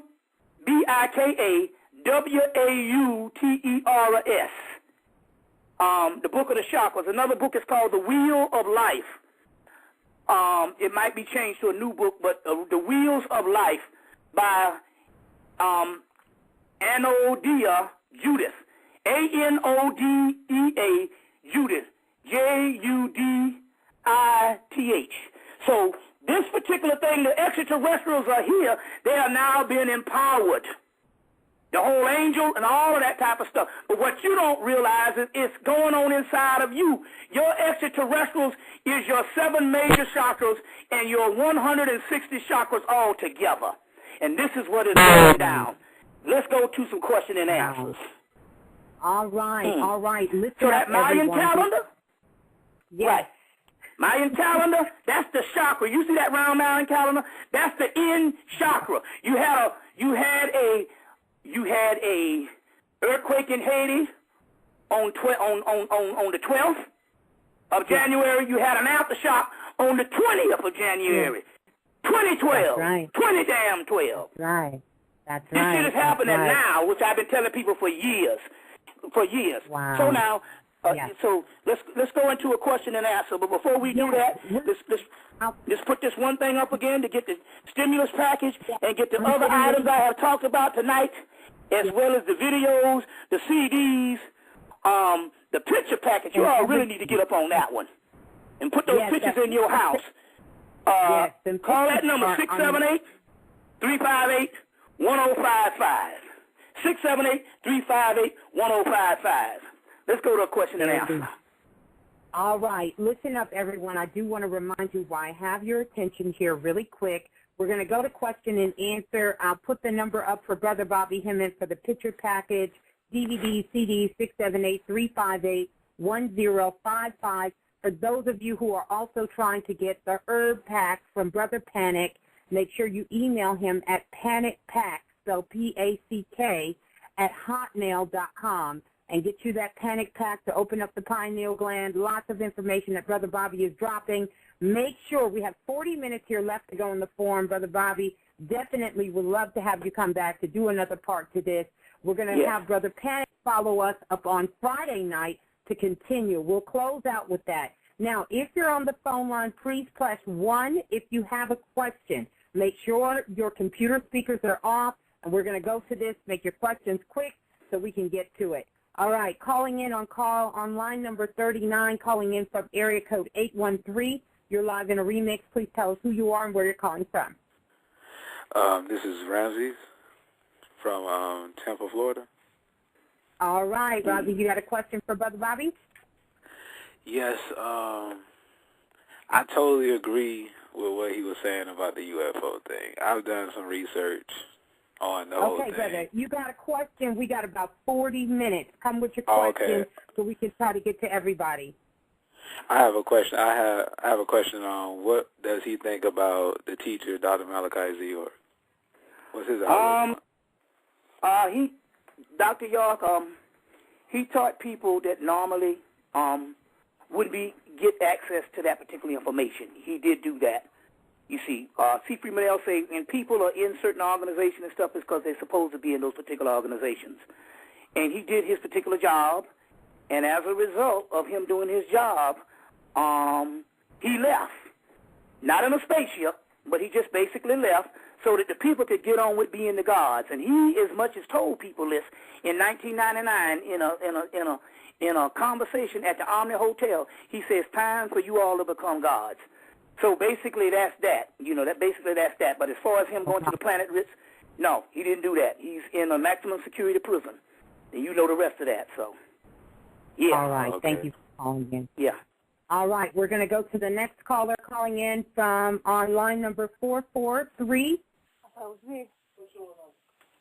Calling in on line area code 443. You're live in the remix.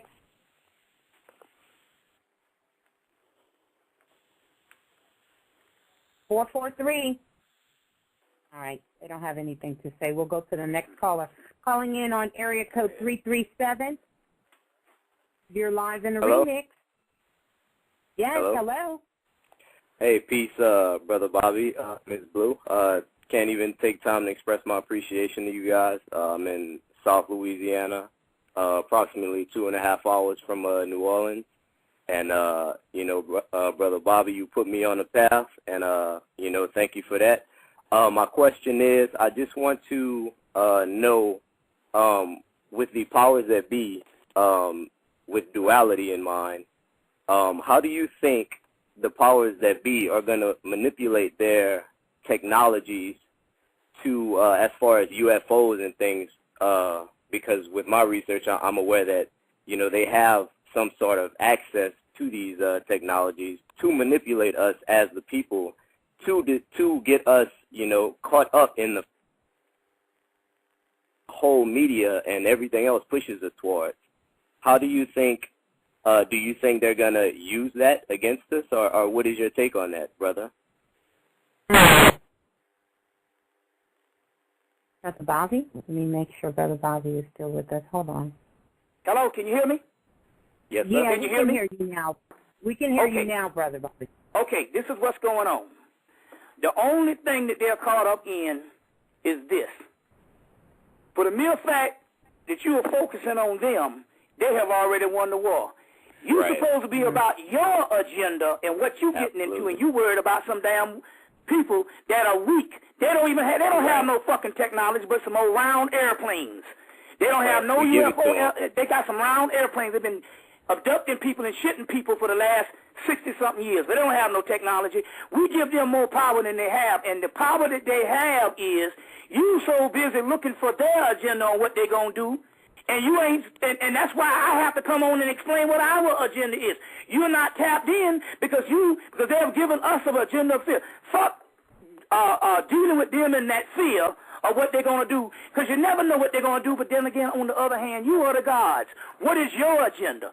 So what they do here is they take us out of our agenda by making you focus on fear, on what they're going to do next. Who gives a fuck? Whatever they do, they've already done it to us, and we didn't even know about it. The point I'm trying to make here is we have an agenda. The agenda that we're talking about tonight, that's our agenda.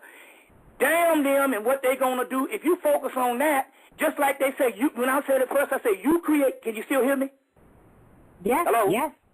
I say you create the world around you. Well, that's what you do. Right. They give you all of this fear, and you create the world around you, because now you looking next for what the fuck they going to do. And they ain't going to do shit. They waiting on us. From now on, y'all need to get out all that conspiracy shit. They don't have no power. But the problem here is that you all are mistaking that for knowledge. What the government going to do? Fuck the government. This is what the gods are doing. We are gods now. The shit done shifted. We done gone to a whole nother level. We still worrying about them motherfuckers. You see what I'm saying? And that's when we give them the power, because we create their existence and their stability to still reign through our fears. You see what I'm saying? So that shouldn't even be that shouldn't even enter into our discussion no more about a fucking government and what the hell they gonna do. Like the guy that wrote the Voodoo Gnostic workbook say, they have their job and they got their work and we got ours. Now you gotta find out what our work is, and damn that old shit. I don't give a fuck what they do, because whatever they do, it can't stop this. Because this world is going on. And we just talked about how this was an illusionary world, so who gives a damn? Even if they kill 1 million of us, they're not killing us, they're freeing us. So, but the point about it is we got to tap into the energy on what we are doing. And damn the fucking government. Don't ask me no more motherfucking questions about no fucking bullshit-ass government this week that we create based on our fears. We're talking, and I'm not talking to you personally, brother. Don't get me wrong. I'm not going off on you. What I'm trying to say here is at this particular time, we are rising. They don't have no power over us, only the power that we give them by creating their rule over us from the inside out. We create that shit. That's what we're talking about. We got to get rid of this illusion, this glamour. If anybody want to see what's going on, there's a book it's called The Revelation of St. John, The Path to the Soul Initiation. And in that book, it's called Revelation of St. John, Path to the Soul Initiation, by Zachary F. Lansdowne, Lansdowne, Lansdowne,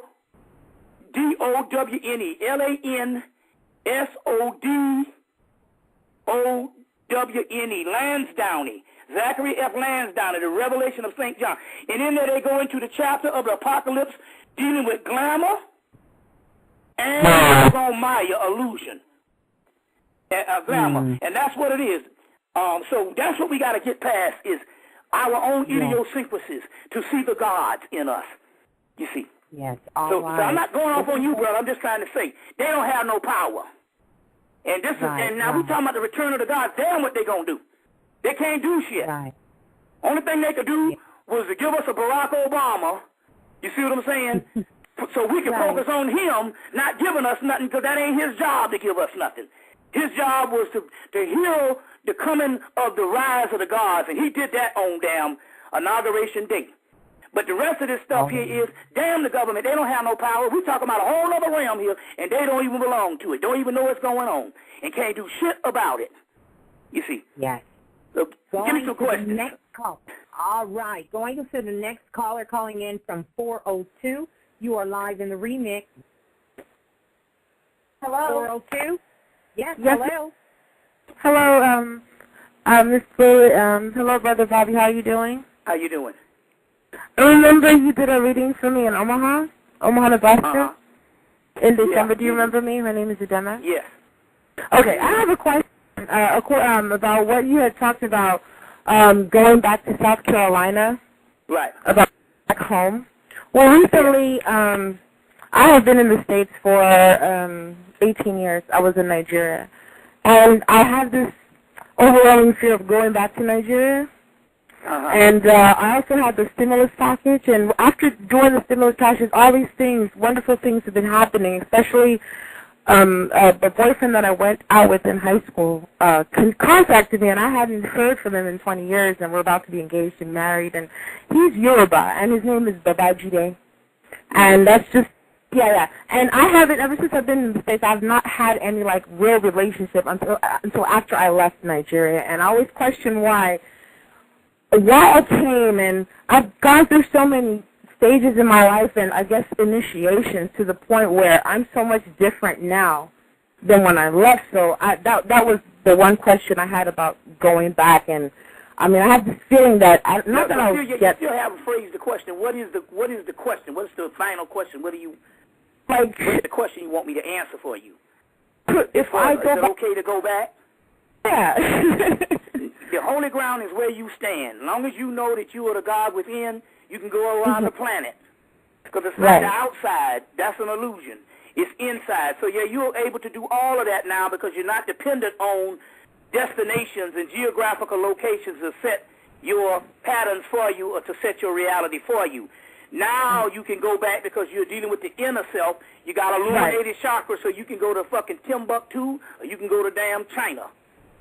You see, holy ground is where you stand because the temple is within. So it's pretty, you can do what you want to do now.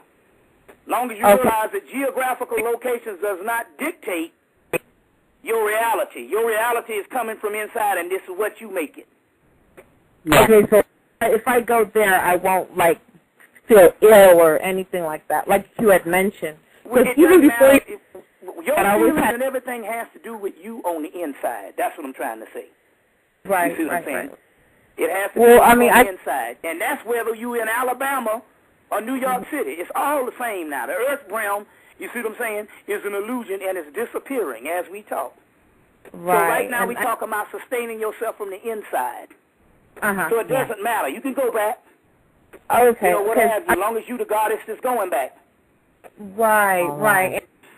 Yeah, I just wanted to... Thank you. All right. Okay. All right. We're going to go to the next caller calling in from area code 234. You're live in the remix. Please tell us who you are. Hi. This is Keisha from Akron, Ohio. Universal Die in the chat room. I have a question. I'm an artist, and I was wondering what you would suggest just for the inner world and trying to, like, channel that energy. Well, if you're an artist, what you want to do is, it's a good question you ask, because if you're an artist, what you want to do is now to try to focus on bringing that spiritual world to fruition. So you want to go on the internet and look up any kind of thing you can pull down on occult art. Either get any. Right now, what's real good is to try to document the fairy kingdom. So you want to get some books on the fairies. You want to get some things, and you want to study this type of stuff. But most of the fairy stuff now is mostly European, which is nothing wrong with that, because you supposed to document what culture you come from, and they just so happen. So I'm not mad at them for doing that, but my point here is you can do certain things now with the fairy kingdom and stuff like that. And that's a new thing. There's two tarot decks. One is a new one that just came out, so I'm gonna give you the new one that just came out. And I want you to get that tarot deck, and I want you to study the artwork of the particular person. This tarot deck was done by the guy that did the movie. He was the artist that conceptualized the movie. What's Dark Crystal? The Dark Crystal. It came out in 1980 or 81. Yeah. So you want to get it's called the Heart of Fairy Oracle. You want to get the Heart of Fairy Oracle by Brian and Wendy Fraud, F-R-O-U-D. Brian and Wendy Fraud. I want you to get that fairy article, and I want you to study the artwork of those tarot cards in there, and to try to see a surrealistic kingdom, and I want you to focus on tapping into your own world and trying to bring that to the art canvas. Okay. You see what I'm saying? So you want to get into more mystical type things.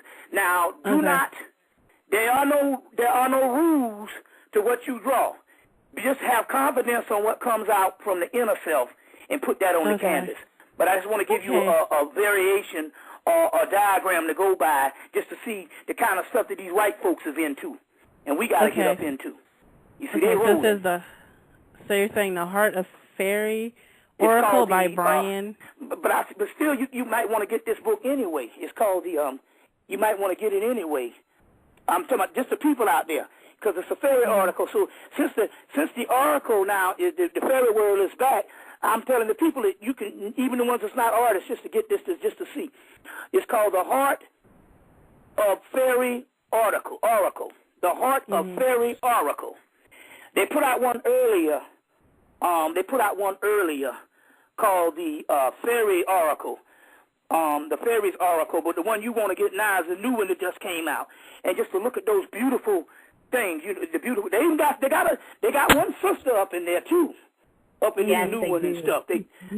One of these sisters up in there. But I want you to get that and just to see that surrealistic world, and then start tapping into that, because that's the kind of artwork that's going to bring some of this stuff through. But I implore all of you to get in. Don't worry about, what color the people are. They supposed to do that. You ain't doing shit. So if they put together an article, they supposed to have certain people in their particular cultures look at a certain way. You see what I'm saying? Yeah. But but if you want to communicate with the fairies, that is a good one to also get to for anybody that want to do that, because right now the fairies are nothing but just forms of our ancestors. You see what I'm saying? So any kind of occult art, not just the fairy, but cosmic art, anything you can get with. Chakra art. Get you the chakra book I told you. There's a lot of art in that chakra book. The chakra book called The Book of Chakras, Discovery of the Hidden Forces Within You by Ambika Waters. AMBIKAWAUTERS. Get that. Start doing some chakra artwork. Yes. Okay.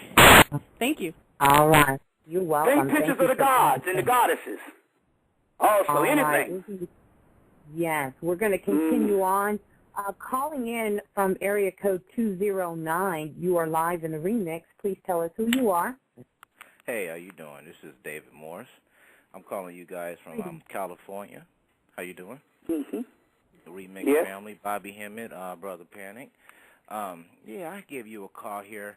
I'm originally from Peoria, Illinois. I've been living out here for 17 years. And last year, make it real quick, I want to know if this is spiritual or just this modern medical science that helped me out. Last year, I got sick around February. I had 2 aneurysms, bilateral scleral aneurysm, my right and left leg. I survived it, obviously. I was rushed to Stanford, and a couple people in my family have had cerebral aneurysms and died. A couple, like 4 or 5 people, 2 people then died. No one's ever had them in their legs. It was really a shocking, I think I survived for like 2 weeks with them blowing up on my legs because I didn't go to the doctor like most black people. I tried to tough it out at home. And I just want to know what would make a person that they told me at Stanford it was amazing that I survived it. You know what I'm saying? I had a couple blood transfusions. My legs were just blown out, man. They Well, are you conscious? How long have you been conscious? I'm gonna tell you the truth. I started getting more conscious right after the surgery. I was right before my wife said, because my wife's Caucasian too, and I used to be a street vice lord, and I was into the 5% thing and got into the Nation of Islam. But nevertheless, you had some forms of consciousness throughout your life. And what has happened here is the return of the great old ones. You survived for the simple fact that there was always been a spiritual world around you. If you go see the movie, if you go see the movie Clash of the Titans, he always had this guy, this woman that was around Perseus as he went through his journey. There's spirits that's always around certain people. Otherwise, you wouldn't have been awakened in this lifetime. You see what I'm saying? So as a result, that's what happened. Basically, yes, most definitely it was spiritual. I woke up and actually felt people working on my body. Maybe I hurt myself. You see what I'm saying? That day, and it didn't know it, and it was going to get sore or whatever. Or maybe it was some oncoming disease or something, and it work on my body and stuff like that. No, and different aspects like that. You see what I'm saying? So yes, the way I threw up that other day, if I was a regular human and hadn't transcended to the God form, I would have died. Because you know what I mean? Of this particular energy that was coming through. So yes, most definitely that was not only was it the spirits around you, but it was your own soul according to what your soul is. Right. You see what I'm saying? It got real stronger afterwards. I must give credit to the Sons of Light because I started listening to certain music when I was at home in bed, and I started listening to old music on YouTube and pulled up Dial My Heart. Then I started finding out they were the Sons of Light. Then I started following them to Gambia. Then I started learning about what is the Sons of Light, what is the Yamanese. Then it took me to Dr. York. Then it took me to you. Then next thing you know, I was like, hold on, man, I'm 36 years old. Right, and basically you just following a certain path that was available. But it was your soul, you see what I'm saying, that was actually doing it because it was at that particular time. Don't even worry about the European. You married to the European. I found out one thing. It's just like when Minnie Riperton came through. She said, I married this guy, Richard Rudolph, because he could open doors for me. So certain things put certain people in your path to do something. So that had nothing to do with it. You know what I'm saying? Certain things, you are with who you're supposed to be with. You see what I'm saying? Okay. So don't look at that as an indication of you not being conscious of what have you. You see what I'm saying? Certain things down here work themselves out. You see what I'm saying? But yes, if you weren't the soul that incarnated down there to have this experience, you would have been out of here. So it was definitely that. Yes. All right. All right. Well, we're going to continue on here. Let's get to the next caller. Calling in, it looks like on, wow, so many of you guys. Let's see. Calling in from area code 347. You are live in the remix. Hello? Yes, greetings. Mm-hmm. Hi, I'm Simone. How you doing, Bobby and Miss Blue? How you doing? How are you? Yes, I'm Queen of Swords, Facebook also. I wanted to know, I noticed that lately I have a lot of energy. I can't sleep, and even when I do sleep for 2 or 3 hours, I still have a lot of energy. I noticed that's been going on lately. It's like I could sleep for 3 hours and still have a lot of energy. Right. Yes. Mm-hmm. That's Kundalini energy. Okay. Kundalini energy keep you up. Mine was so bad recently. Yeah. I just started going back to sleep. But I still don't go to sleep till 3 o'clock, sometimes 4. But it had gotten so bad that I wasn't going till I had to take 3 sips of liquor and then down that shit with some Budweiser or some shit, just so I can go to sleep. That's how powerful the energy was. You see what I'm saying? But that's Kundalini energy. That's Kundalini energy. A lot of people have said that when they ordered the purple disc from the stimulus package, that they had they had a whole lot of energy and the power. What you don't realize is that's actually Kundalini energy that they're experiencing with the purple disc. And it does the same thing. But even without the purple disc, that is none other than the Kundalini energy. And there's a book out you need to get on that purple disc. And the people that don't, you're going to have, the purple disc comes with the stimulus package. People don't have it, but the people who do have it, to get further information on the disc that you're wearing around you, you want to get a book called Tachyon Energy. Tachyon Energy, Tachyon, Tachyon, Tachyon Energy, A New Paradigm in Holistic Healing by David Wagner and Gabrielle, Gabriel Cousins, Cousens, MD.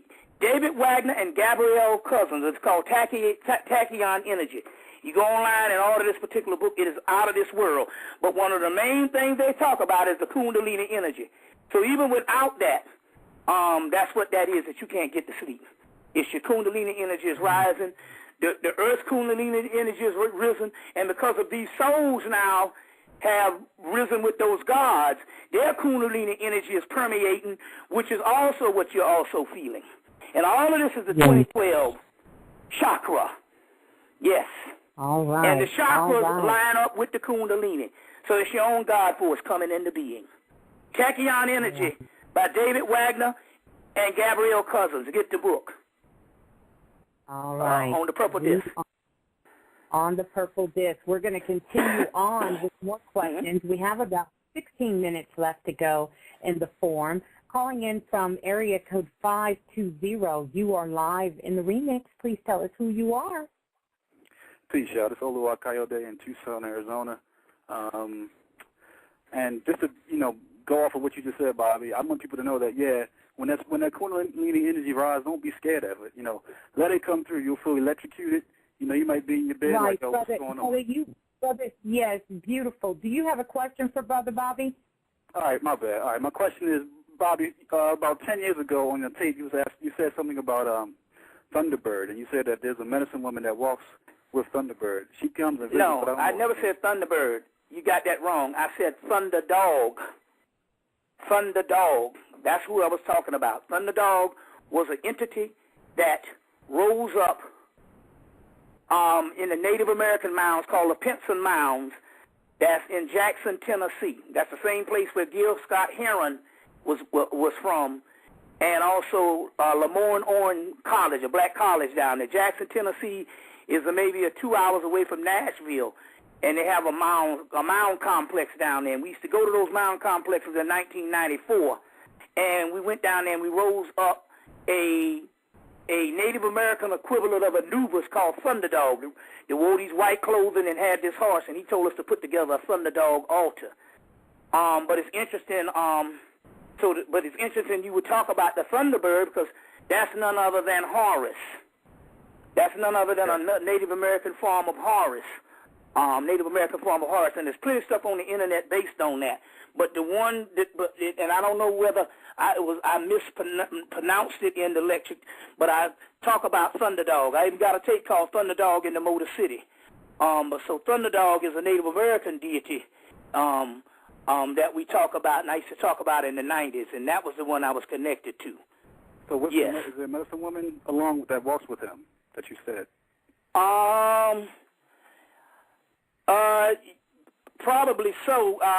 You called one time. You thinking it had something to do with your wife? Yeah, my girlfriend keeps seeing her. We don't know her name. She comes in and just, chills around the bed. She just smiles and walk away. And I don't know her name. I just want to at least greet her, say, hey, whatever. Thank you for coming or something. Oh, yeah, well, it could be some other things. It could be a past consort.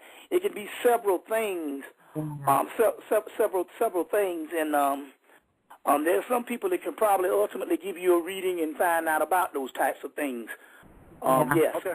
Okay. Hey, I'm sorry, real quick. You said I got the picture package, and you have a picture here of this brother looking to the right. I don't know who he is or what his significance is. He has like a beard and mustache. He's in a copper kind of thing. He's in a African Venus. Oh, that's an African king. He comes along with the African Venus.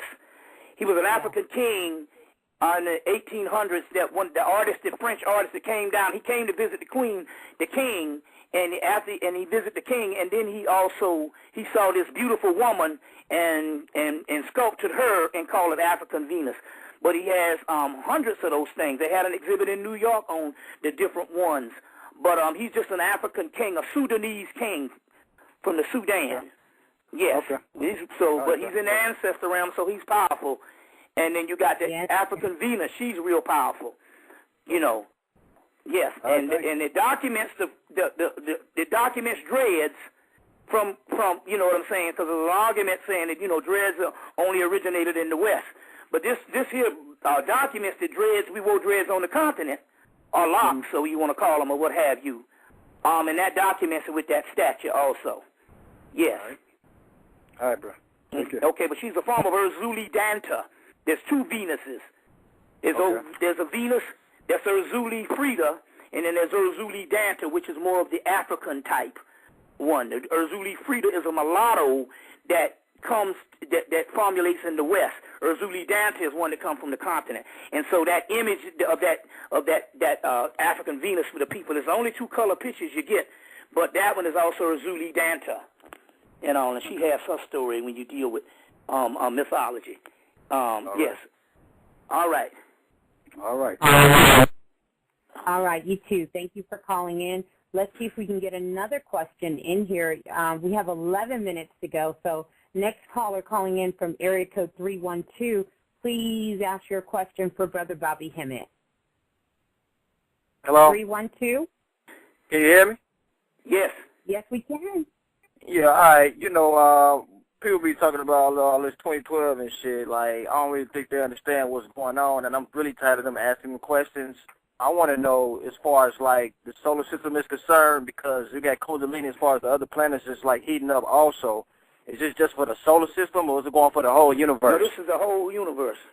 That's what I thought. And what about the Olmecs? Like, they talk about, I'm trying to find information on the Olmecs, and it's like very little information. You know what I'm saying? You got anything, you know what I'm saying, further? There's one book that came out recently on them, but I'm going to tell you what the Olmecs are. The Olmecs existed in a time when it was, they were actually, whoever built those heads, those Olmecs were the gods.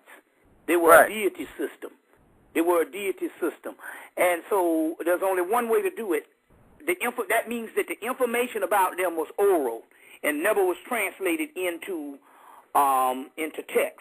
Just like that Apanuk, that 3-headed lion deity, was oral and was never translated into text, the one that was in Nubia that I talked about earlier.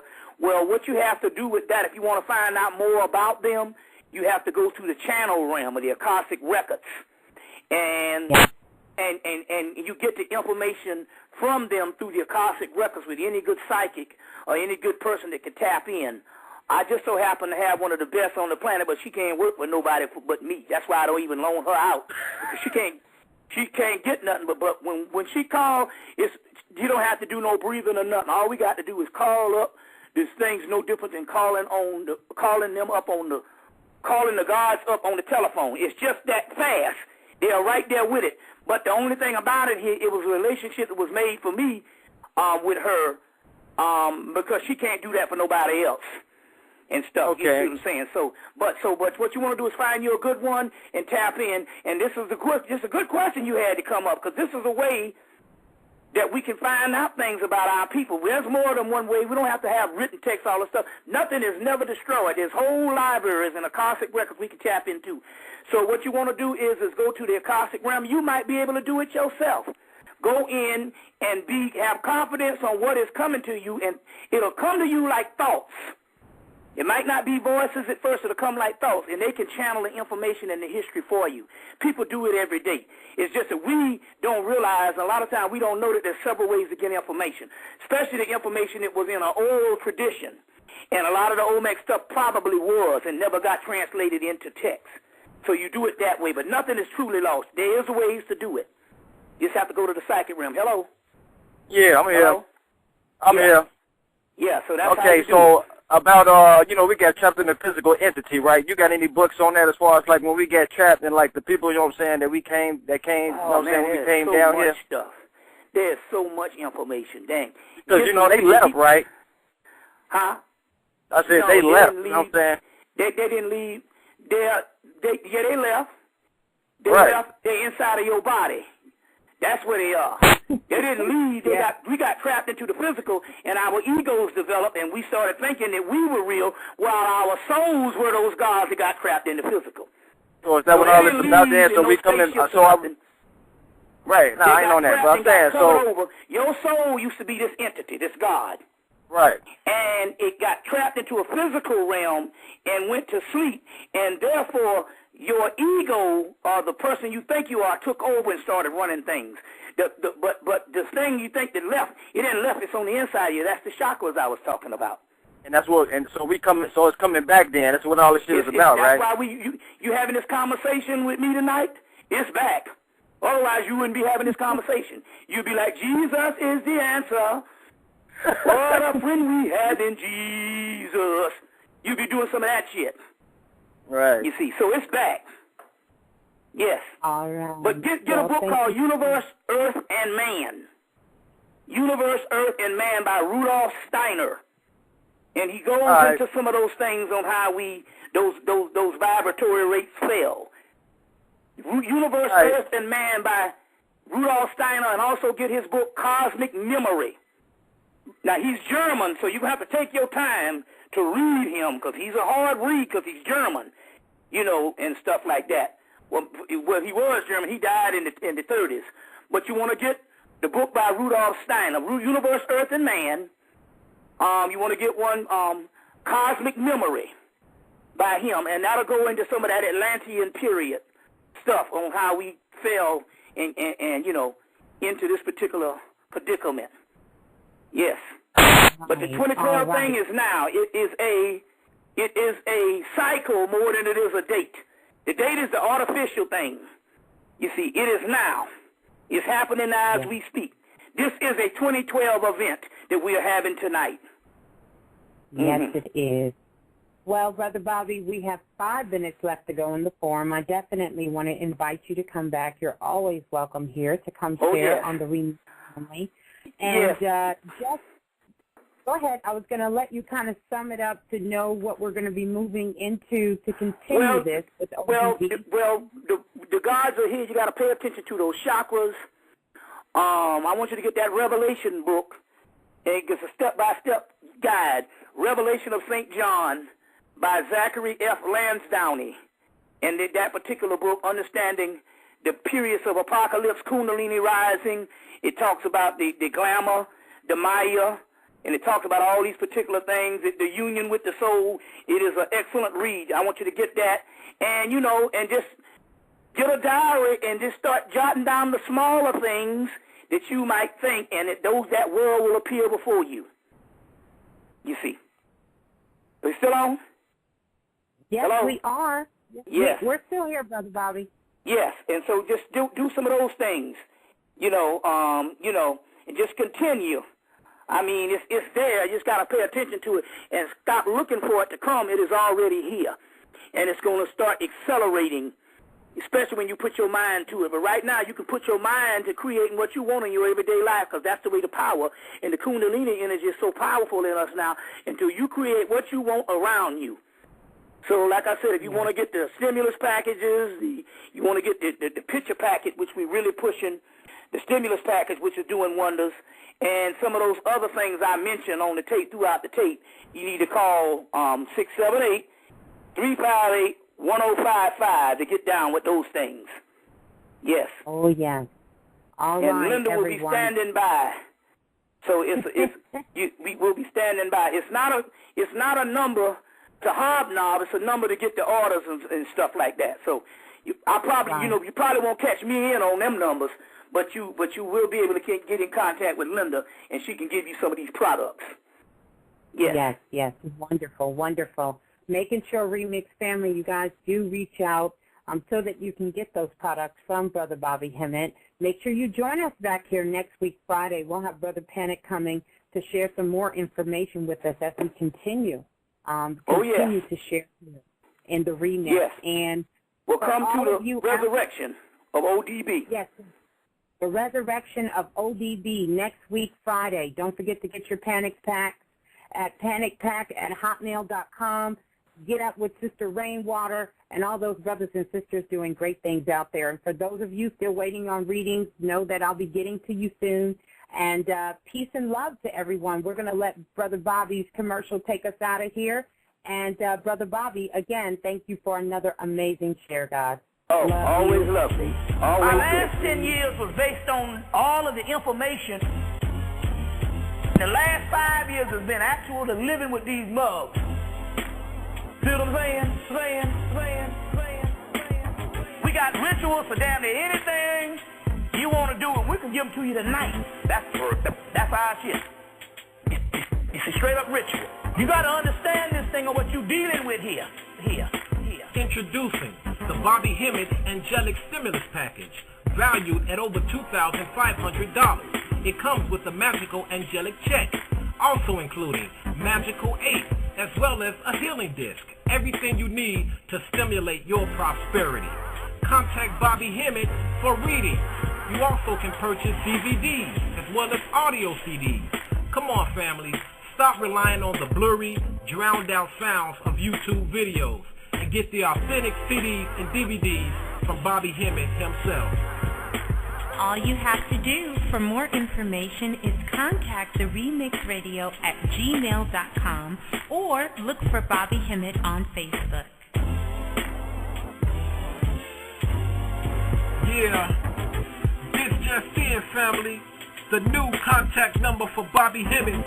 Bobby Hemmitt can be reached directly at area code 678-358-1055. Contact Bobby Hemmitt for your CDs, your DVDs, your angelic stimulus package, for readings, and much more. And we thank you again for being a part of the Remix family. This is how the spirit works.